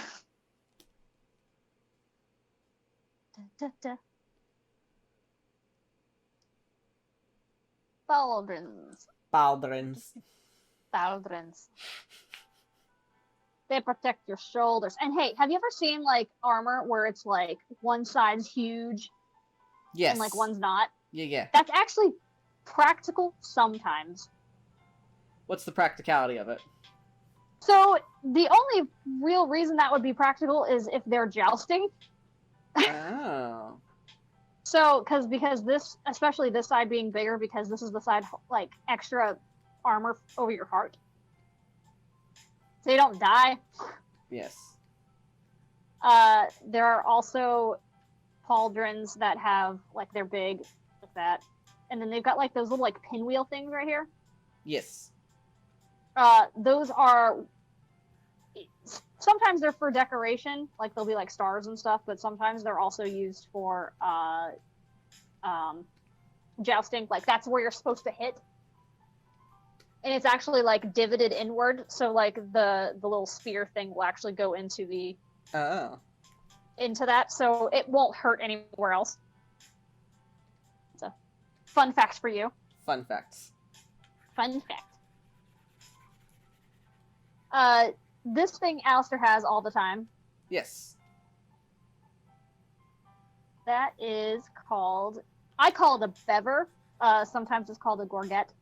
It depends. The bever is something that goes up. It usually would go up a little higher over his mouth, but he has that. It accompanies a helmet, basically. It's just the lower half of the helmet. Entertain my thought of sometimes he just uses it to take a nap in it. Just like rests his little head Just on falls it. forward. Just like that. Yeah. So like, Takes a snooze. this is the news. So like a Oh, this is my bever little goes. snoozy hole. He just goes in it. So like a bever looks like this, but a gorget looks. It's like the whole way up, right? Or It's like this. It's oh, this the thing. gorget. Okay. Oh yeah. So you know what I'm talking about? It doesn't go up over his face. Joan of Arc. Yes. Yeah, it's that thing, like the little thing. Yes. But Alistair doesn't have one of those. He has a bever. That's a snappy hole. I thought they look. It's a snappy hole. Yeah, I think it looks cooler. I think it's more interesting character wise. I can definitely see him explaining to Wes. Be like, oh, this, because like Wes is like, what is all this shit that you're wearing? And Alistair's like pointing out all the different parts of the armor, and he points to the thing, and he's just like, and this is where I take my naps, and he just puts his face in it. Imagine like he puts snacks in there and just leans forward. No. And like grabs His own a snack personal out of it. feed bag. Exactly. So these are pauldrons, and then he's got. I made his pauldron too big, but whatever. There's like actually a piece underneath it right here that's for upper arm.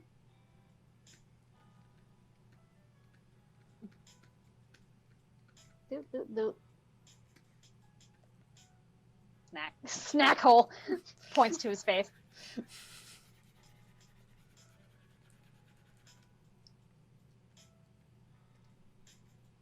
That, and then he's got this.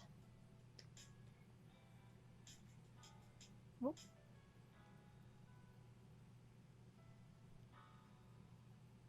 I like this.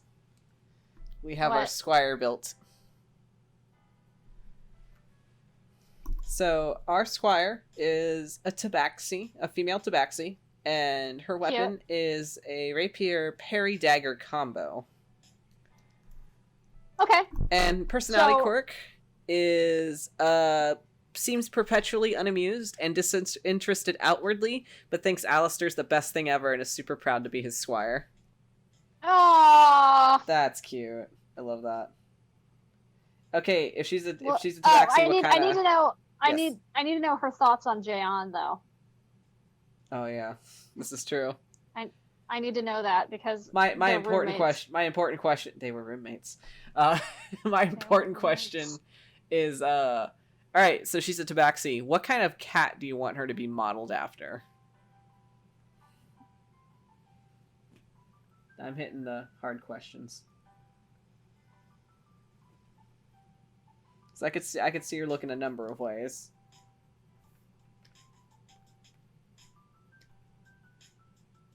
Ooh, I like that. Okay, so we know what this is. Do Do you know what this is? Pauldron? This There's many different arrows. this one. Is that that's obviously the elbow bone. No. There is an elbow piece. I just didn't draw it. That's called a couture. A couture. Yes. I don't know how to say it, but it's spelled like that. Couture. I don't know. I don't do French. But so this piece right here, Mm-hmm. this one, Yes. that's called a vambrace. Yes. I knew that one. Vambrace. And Okay. this up here, the one that's underneath the pauldron, is called a rear brace. Rear brace. Okay. Yeah, so I know the van brace, and then I know down here is the don't tell me, it just escaped me, but I know it. The greaves. Yes, you're correct. I did it. You did it. And then his gloves are called gauntlets. Mm-hmm. Easy. It's the lower half people always don't really know too much about, weirdly enough.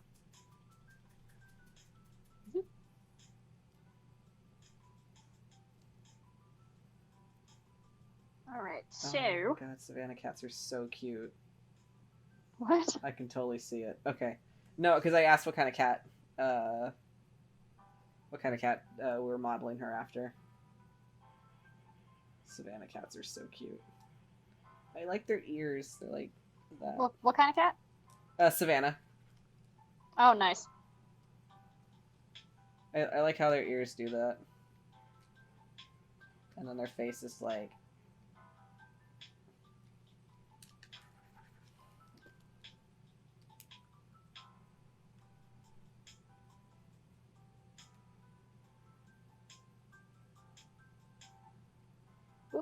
So the opinions of Jayon must protect Alistair from the mean man, even if Alistair doesn't think he's mean. Alistair does not think he's mean at all. Nah, he's just They're being besties. he's They're besties. they're roommates. They're besties.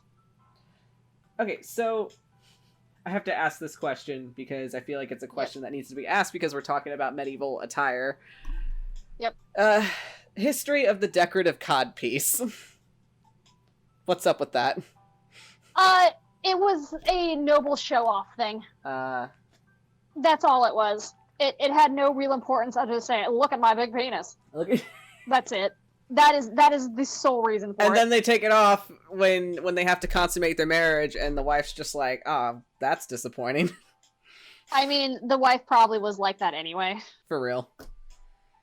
because it was probably an arranged marriage. Oh, for sure. I'm gonna kind of get some doodles going here of our potential squire.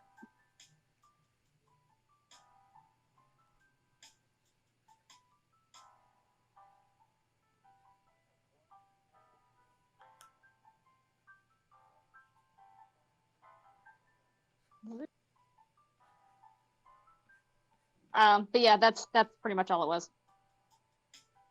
Also, like a lot of nobility wore high heels too, because they're like, look at me. Only noble men can wear high heels. Oh, And then look what happened. Excuse me. Okay, all right, Grayson. As if we're not tall enough.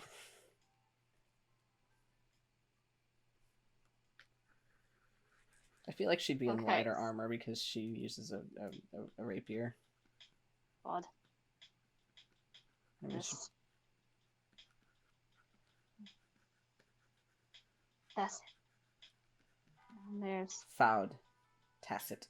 The- And then there's that whole piece that's like in this area that like you told me about. yeah, that's my favorite bit of like armor history, because I just think it's fun. I'm curious to like how many times that actually like got pulled off. So,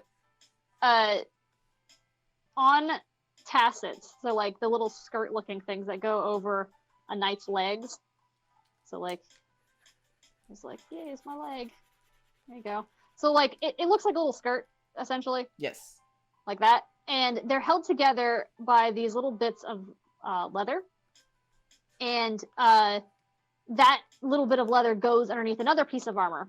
And so the reason why they do that is because if these little bits of leather, like these are underneath, by the way, these little bits of leather are underneath these like little skirt looking things. So the reason for that is because those little bits of leather hold up the entire leg of armor, and they have to have those skirt thingies to go over the pieces holding up the leather to their top of their breastplate, because if it gets cut with anything, like a sword comes and cuts it, it will cause the entire leg piece to slide down the leg and completely lock the guy's legs, and he'll just be stuck there standing there. And I think that's just such a fun little detail. Like this. Bro, I've been pantsed. Kind of.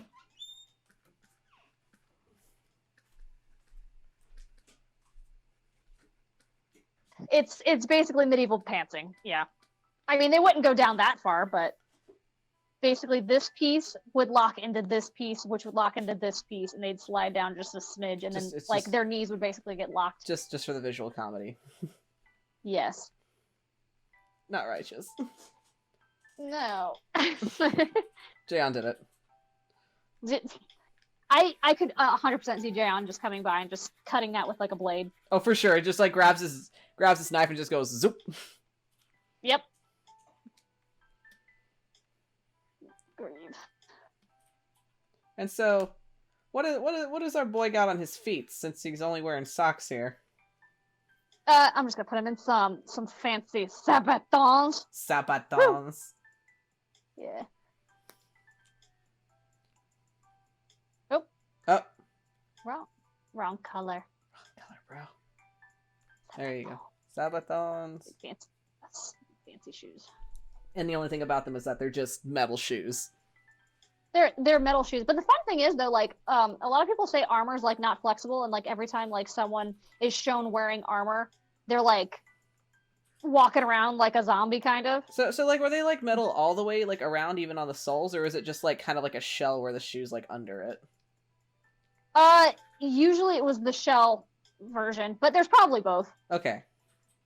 So say that you I probably think don't have a lot of traction if it's just metal on stone. Yeah, no, it's usually just the shell part. Yeah. From what I've seen, at least. I mean, I'm sure some people have made the metal version of the shoes. Oh, I'm sure there's been like decorative armor that's like that for sure. Clank, clank, clank, clank, clank. It's not practical. No, it's not. But it's really kind of neat because there are so many like moving parts. They're actually quite flexible, which is neat. To me, they always look like caterpillars. The shoes. Yeah. Breast.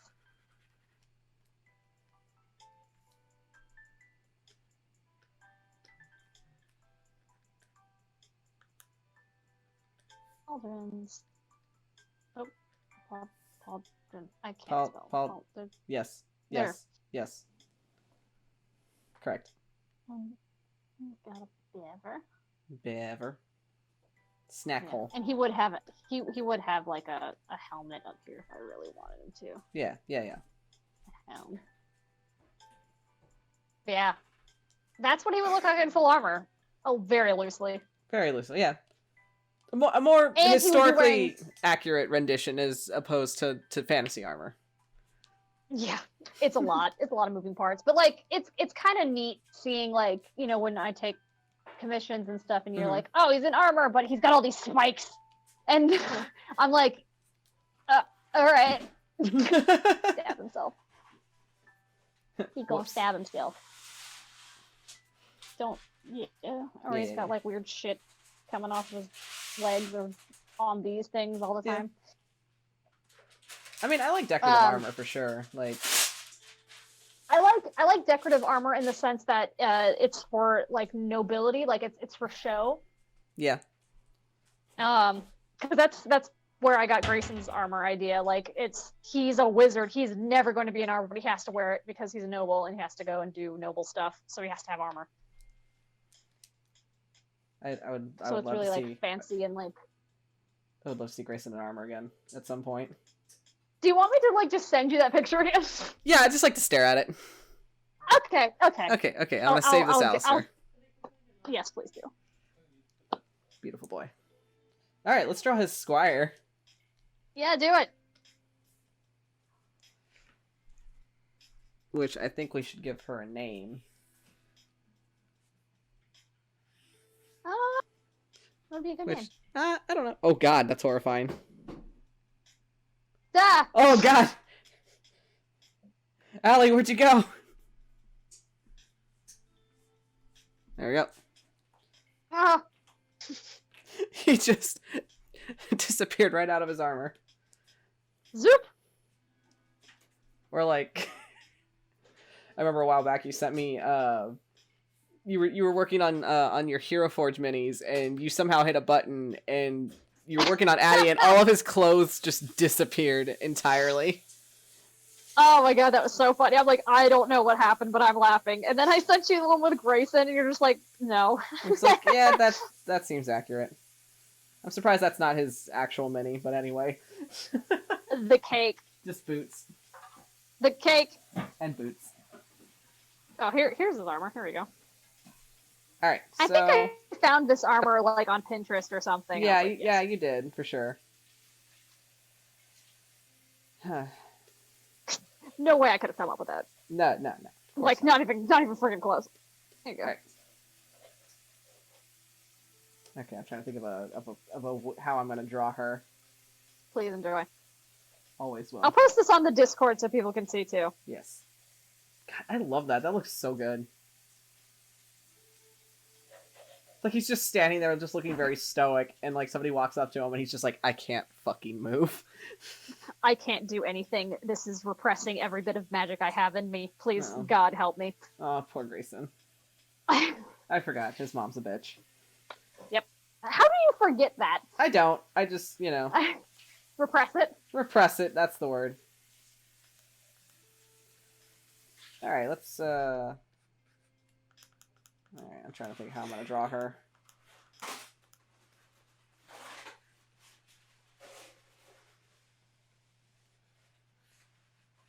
Zoop with them ears.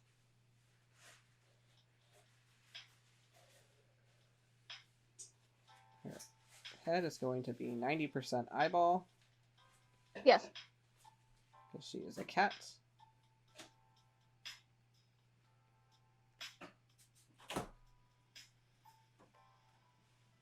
Good God.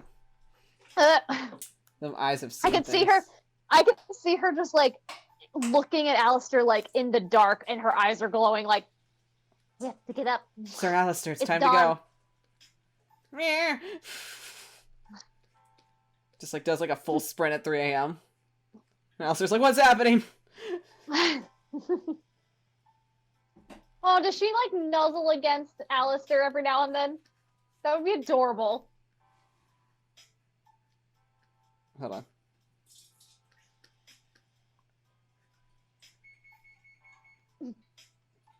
What do you see? Yes. Buh. He's like, oh, it's time for Aw. nuzzles. It's nuzzle time. Oh, I feel bad for Jayon Squire now. I like her. She's very quirky. Sweet cephalopod, she gets the zoomies. Yes, she does. I'm pretty sure she does.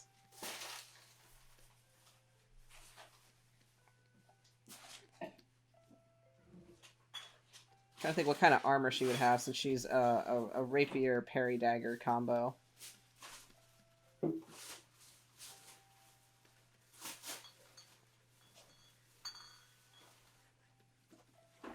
I like the idea of her being just long. She would probably at a squire stage have chainmail, mostly. That makes sense. Just because if she has a rapier, she probably relies on dexterity, so she needs to be able to move She'll probably have her like torso some a lot little, better. some little pauldrons Yeah, she'll there. have she'll probably have pauldrons. They'll have to be kept up with some sort of like something Like a belt on here. her neck. It's either gonna be, Ooh. I think, Yeah. she'll either have like one of these, like Oh, I like that. Yeah. yeah, she'll either have a gorget with the pauldrons on it, or Mhm. she'll have the pauldrons with like straps, probably. Probably that's straps. leaning into fantasy territory, but who cares? Yeah, she's a fucking cat. Yeah, she's also a cat, so it's She's fine. also a fucking cat person, so there's that. She'll probably have like leather fan braces, because cat.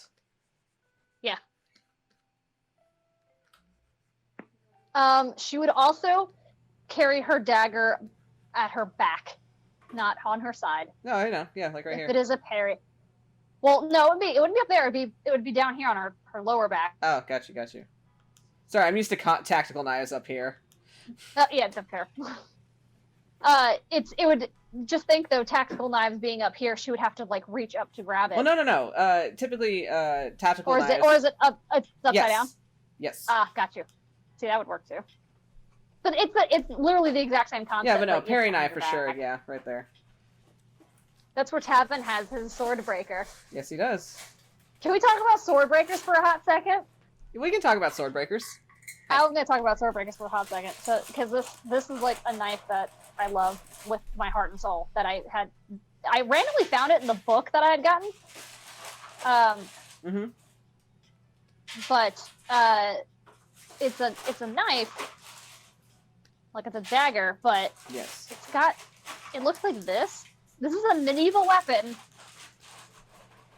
and basically you use this. It's called a sword breaker. Mm-hmm. Mm-hmm. And but it doesn't actually break swords. No, it breaks the sword's momentum. That's where the name came from. But it's a medieval weapon that they had very few knights trained to use this, because they would have their long sword in one hand and they would have a sword breaker in the other, and it would basically kind of act like a shield. So they would use this knife in their offhand and catch the other person's knife or other person's sword with this knife. And I think that is the coolest thing ever. But because it's so we've got a blacksmith in the chat. I know that because of how he's working on it. Yeah, he says I've read that because that is such like a difficult thing to do as far as like blacksmithing, at least in that time period, it wasn't practical. So very few of them are made, and very few people knew how to use them correctly, and it just never caught on, which I think is a shame, because I think it's neat. So now Tabin has one. Yeah, he does. He does have one. He uses it to deflect. It actually raises his AC, technically. Yep. He catches the sword, and some people say that maybe possibly if you do it correctly at the correct spot in the sword, you could possibly torque your wrist and break the sword's blade. Highly unlikely, but you can at least catch the sword and then move your hand to the side to disarm them. Kind of like how a shield works. Yes. Like wooden shields would be far superior to metal ones, because the wood can actually catch their axes or whatever. Yes. And absolutely. Then they're screwed. God, I love sword breakers. And like the only reason I figured out what those were is because for Christmas I requested a bunch of like armor and weaponry books, and I just happened to come upon that, and then I looked up a YouTube video about it, and I think I immediately texted you afterwards like, bro. You're like, look at this. Look at this. Tabin has this. And I went, yes, he does. Does Phoebus? Do you think Phoebus would? Phoebus, no, he does not inherit his grandfather's swordbreaker? Phoebus does not have one now. I think he's going to. I don't think he knows how to use it. He's like, what is this? There's holes in it. What is it's this knife is broken. There's teeth in it. Is this a fancy comb? Phoebus in like the high school AU would be the one to have the comb that's like a switchblade. Oh dear lord, he probably would. He only got it because he saw somebody use it once, and he's like, "Ooh, that's cool. I want to be cool too." Daddy, I want this. Daddy. I saw this cool kid at school use the switchblade knife. Can I please have one? Also, it's a comb. This would be like, hell yeah, you get a knife, and then he's like, it's a comb, and he's like, fuck, Grayson, this is your territory. He's just like, yes, finally, baby's getting a knife. Oh, it's a comb? Oh, okay. Yeah. Grayson, that's all you. Yeah, just, I don't know. And then Sybil's just like, I want a fucking war axe, and Dis is like, bet. Thank God. Thank God, a normal child.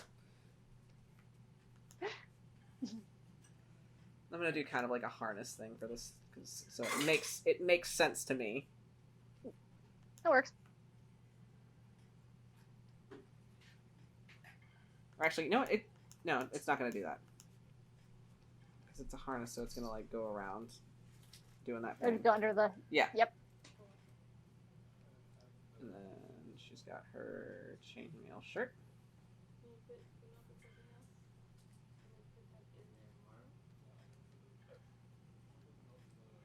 Did I tell you I found a chainmail? I found a chainmail brush in Clip Studio. Oh god, perfect. Oh, it's so helpful. I I am don't have to draw all of those little literally, circles anymore. And it was free. and it's free. That's the best And part. it's free. It's free. I love her. She's so cute. I really do. I like her too. Do we have a name for her? Has this a name been chosen yet?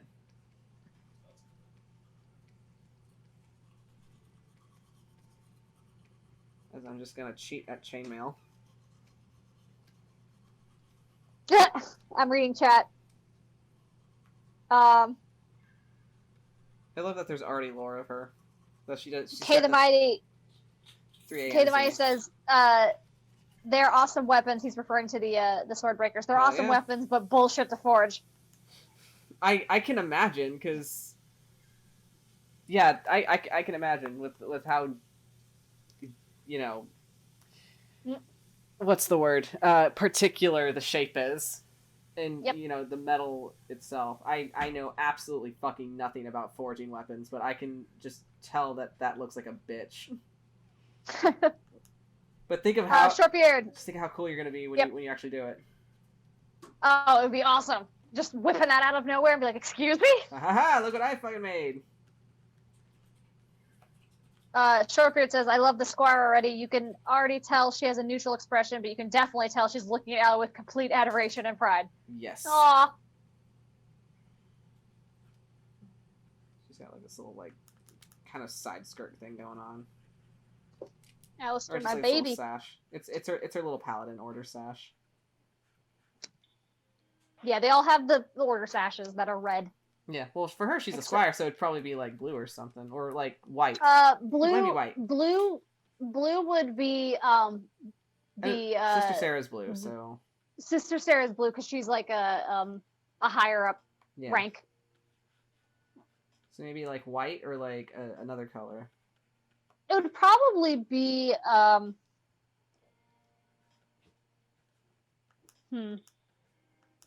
honestly want to say it's probably blue, just because like a baby blue. Yeah, let's say baby blue, because Sister Sarah doesn't have a sash; she has a cape. Yeah, this is true. Which is vastly different. She's so cute. All right, let me get the best part in.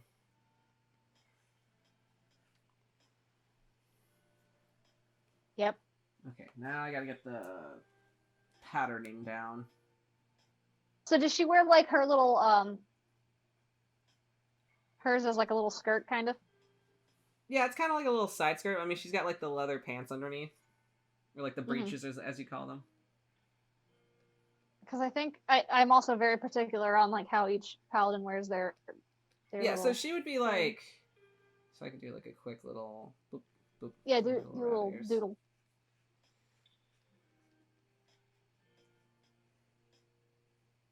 She's a very long girl. I mean, she'd be very small, but she's very long. Yep. So it would just kind of like do that kind of like part ways like that. Mm-hmm. Then she's got her pants underneath. Little tail. It's like, nope, long foot, whatever. Long foot. Okay, so Alistair wears his off to the side like this. Like it's around his waist, tied off to the side, and then it like kind of dangles.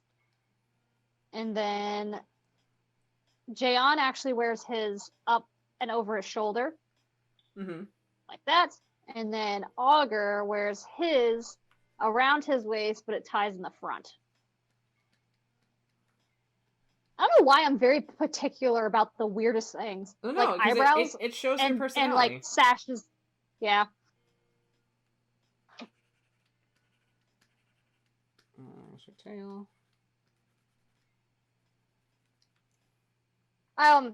It's funny. I was doing the my class assignments for concept characters, and it was talking about how like, oh, when you're creating a character, you need to represent how they are visually. Like, yeah, his example was like how in the Lion King, like the different colors that are used, and how like everything is very angular on Scar, and like he's got an eye scar that like gives the like idea of like a backstory to him. I'm like, I do this already. You're right. Like Yeah. a lot. Like, do people not do this?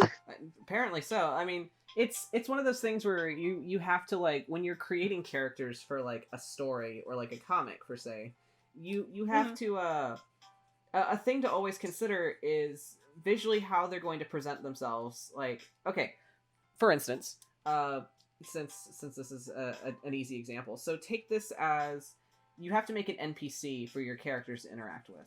And so you want to be able to describe an NPC in a way that you can tell that this is a character that lives in that world and is believable. So, like, for instance, it's like you walk into a tavern and you see this large man at the bar top.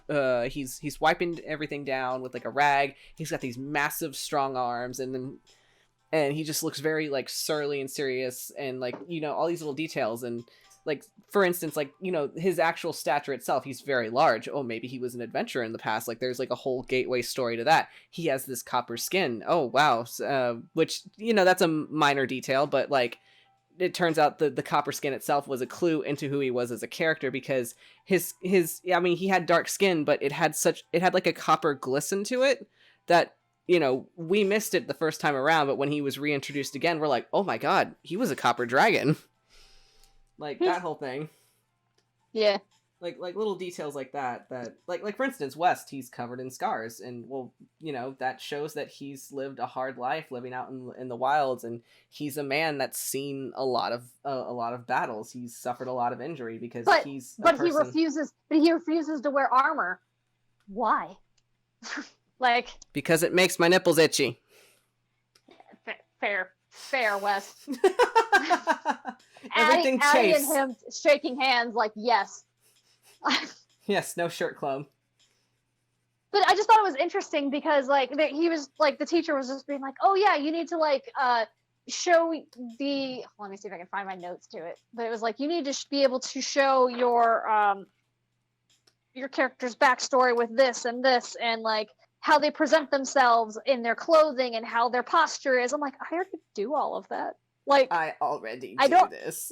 I didn't mean to, but like just the way he was doing it, because like when he was talking about it, I was thinking about Grayson, because I was like, man, it'd be really cool to redesign him just to like see what he would turn out to be if I like applied these things. Right. And he's like, all right, so how can you like represent your character in the clothes that they wear? I'm like, well, here he does. He like has thigh-high boots, and like he's very noble.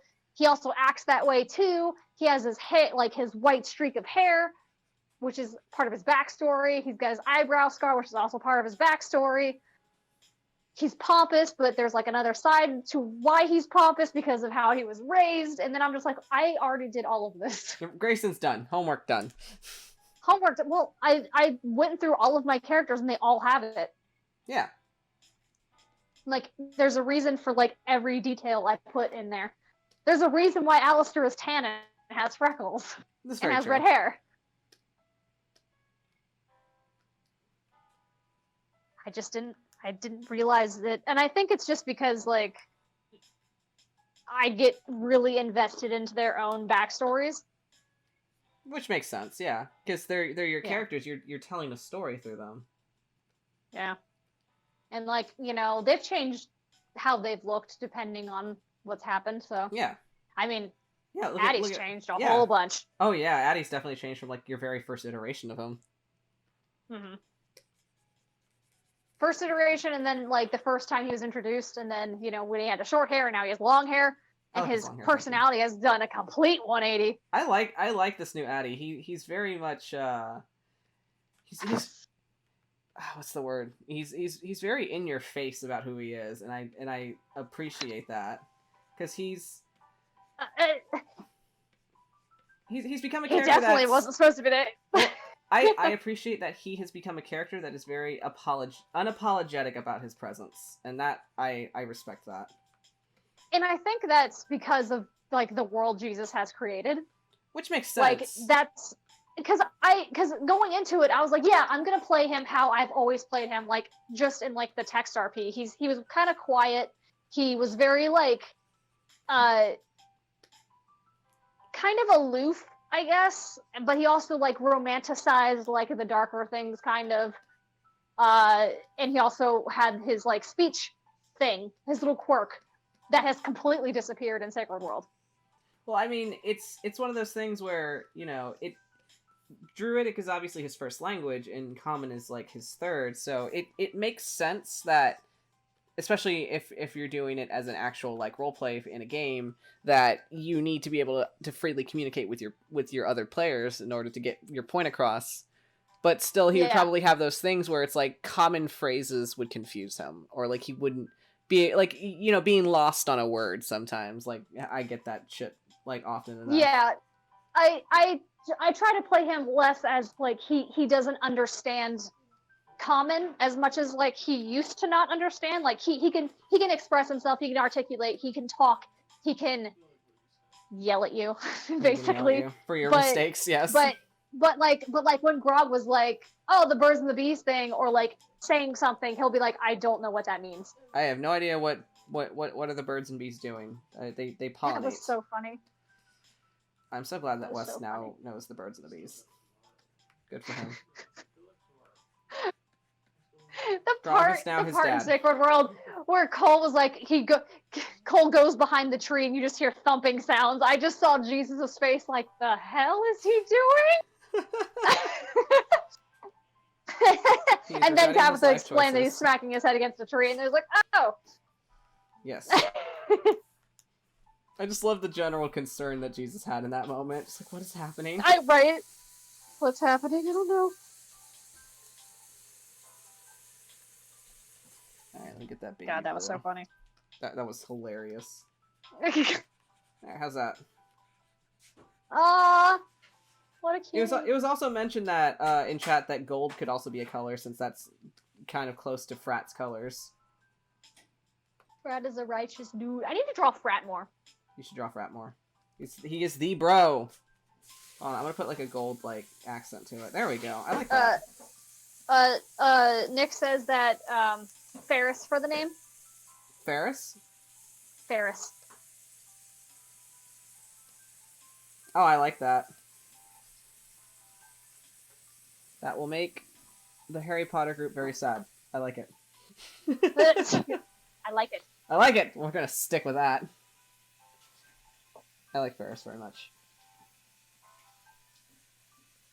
What a cutie. She's so cute. Oh my goodness. I feel like she has such a personality. Very snarky. Do you think she snaps back to Jayon? Oh, for sure. She sasses back to him? She'll absolutely sass him, or she'll, like, do passive-aggressive things.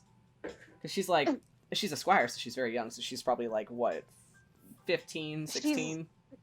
She's probably 14. 14. Oh, goodness, look at her. I feel like she wouldn't sass back, but she would, like, she'd watch Alistair get, like, yelled at by Jayon, and then she'll just kind of walk over to Alistair, and then as Jayon leaves, she'll be like, I hid his shoes. like that kind of thing. You know what I mean? I pooped in his shoes. It's not a little kobold now. No, but she's a cat, is what I'm saying. I pooped in his shoes. I threw up in his shoes, thank you. I don't think she'd be like that. Well, I don't know. She would hide them. She would definitely hide his shoes. I hid his shoes in the garden.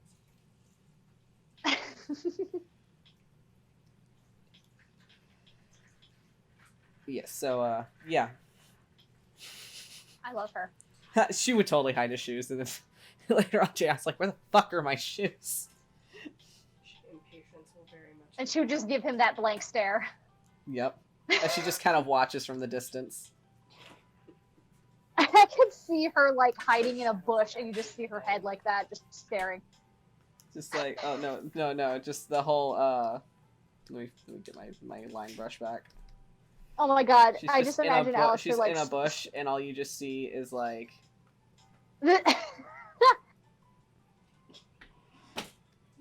Yes. That's all you see in the bush.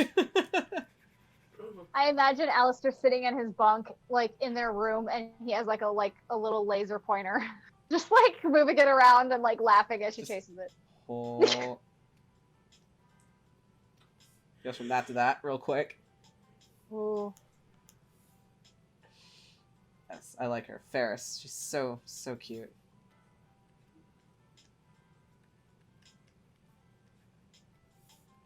So what's her backstory? Where'd she come from? Well, she's a tabaxi, so she probably was picked up in the wild somewhere as a kitten, and probably Was she picked up, or was she well, the thing with cats was is she- you just end up with them. she just showed up at the church? Yeah, she showed up at the church and they're like, oh, I guess this is a child we have to take care of now. So yeah. Oh, was she an orphan like Alistair? Oh, for sure, yeah. Definitely an orphan.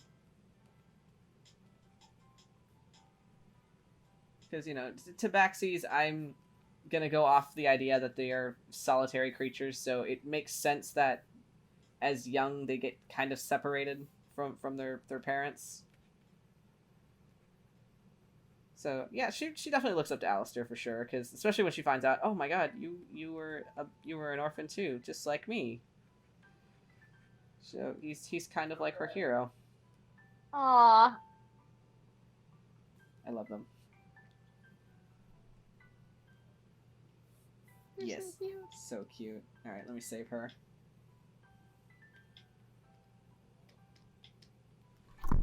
Oh. Maybe we should make her canon. I mean, we can. I would love to be able to like have practice drawing cat faces. Yes. All the cat faces. I have like one cat cleric that I had that was part of the order, yeah. but I've only drawn him once, and he just kind of like fizzled out. Maybe I should go back to him and Ferris. Yeah, go for it. That'll be a fun, definitely a fun practice. It said in chat that Ferris would give Jaeon's shoes to the goose. Oh no, not the goose. It has been sacrificed to the goose. Oh goodness. Oh wow, it's about that time too. We've done it. Yeah, we should probably wrap up. We did it. We did it. We did the thing.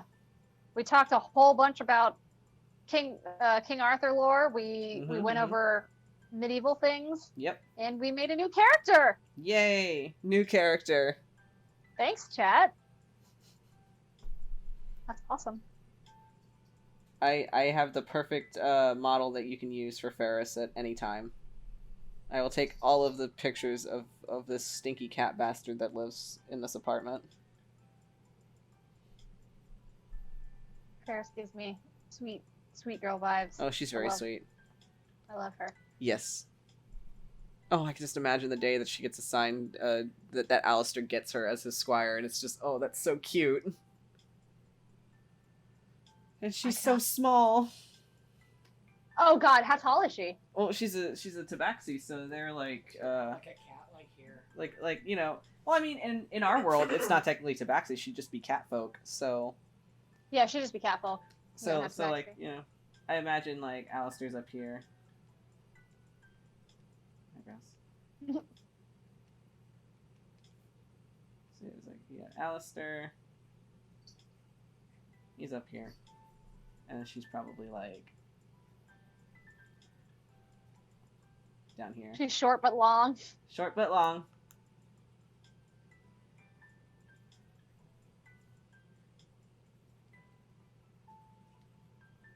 She's small but fierce. That's so cute. We got to give the short people some solidarity. Height differences. Perfect. We've done it. We've done it. We've All given Alistair a squire. He's officially a knight now. Hooray! Hooray! All right. So thank you all for sticking with us through this wonderful history lesson through medieval lore and armor and hopefully you could you've been kind of kind of inspired, and maybe takes whatever we talked about with you as you go off on your own stories, adventures, and whatnot. As always, you know, I forgot what I was saying. Like, I had a train of thought and then it just derailed. Goodbye. That's what I just stared at Ferris and I was like, my thoughts are gone. All I think about is Ferris now. Ferris's baby. Ferris's baby. We have a new baby. So yeah, thank you all. Yes? Should bring her into the tavern. We should bring her into the tavern. I have no idea what kind of, person she would be, but she would definitely be fun to experiment with. She can come in with Alistair. I'll bring Alistair in. Oh no! Shane just said in the I chat. have a friend. Shane just said in the chat. Yeah, the two comedic idiots now have a straight, quote unquote woman. Oh. She's the straight man of the group. Oh no! I pray for Ferris. I pray for Ferris. She is the idiot wrangler. She's only 14 and she's the idiot wrangler. Alistair, that's not how that works. Alistair, no. He doesn't have, as it said, he doesn't have a horse, but he has a squire. Yes. We've discussed this. West is the horse. Oh. What about Peaches? Peaches is Colin's horse, thank you. Peaches. I love Peaches. Peaches needs to have her own bio soon. I'm just saying, Peaches needs her own bio. Peaches does need her. Peaches needs her own backstory. We're gonna come up with a tragic backstory for Peaches. No. She was but a farm horse. Okay, now we're getting stupid. Yeah, we're getting to stupid territory. Now we hit stupid territory. So yeah, so thank you all for sticking with us through this fun lecture on all things medieval. Thank you, Lynn, for providing all of this wonderful information that my brain will now soak into. Soak and then forget about in about 20 minutes. It'll excuse me. How dare you call me out for my tea making me stupid? Anyway. It'll soak in and it'll just sit on a base subconscious level until like a key phrase or something resurfaces. And then you're just like, oh yeah, I remember. No, I don't. I remember the thing. I remember something. Yes. So.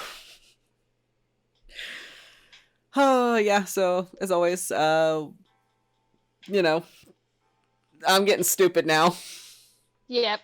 We're gonna end it. We're gonna just end it. I'm gonna keep saying thank you a lot because I appreciate all of you for being here and helping us come up with awesome characters to include in our comics and games.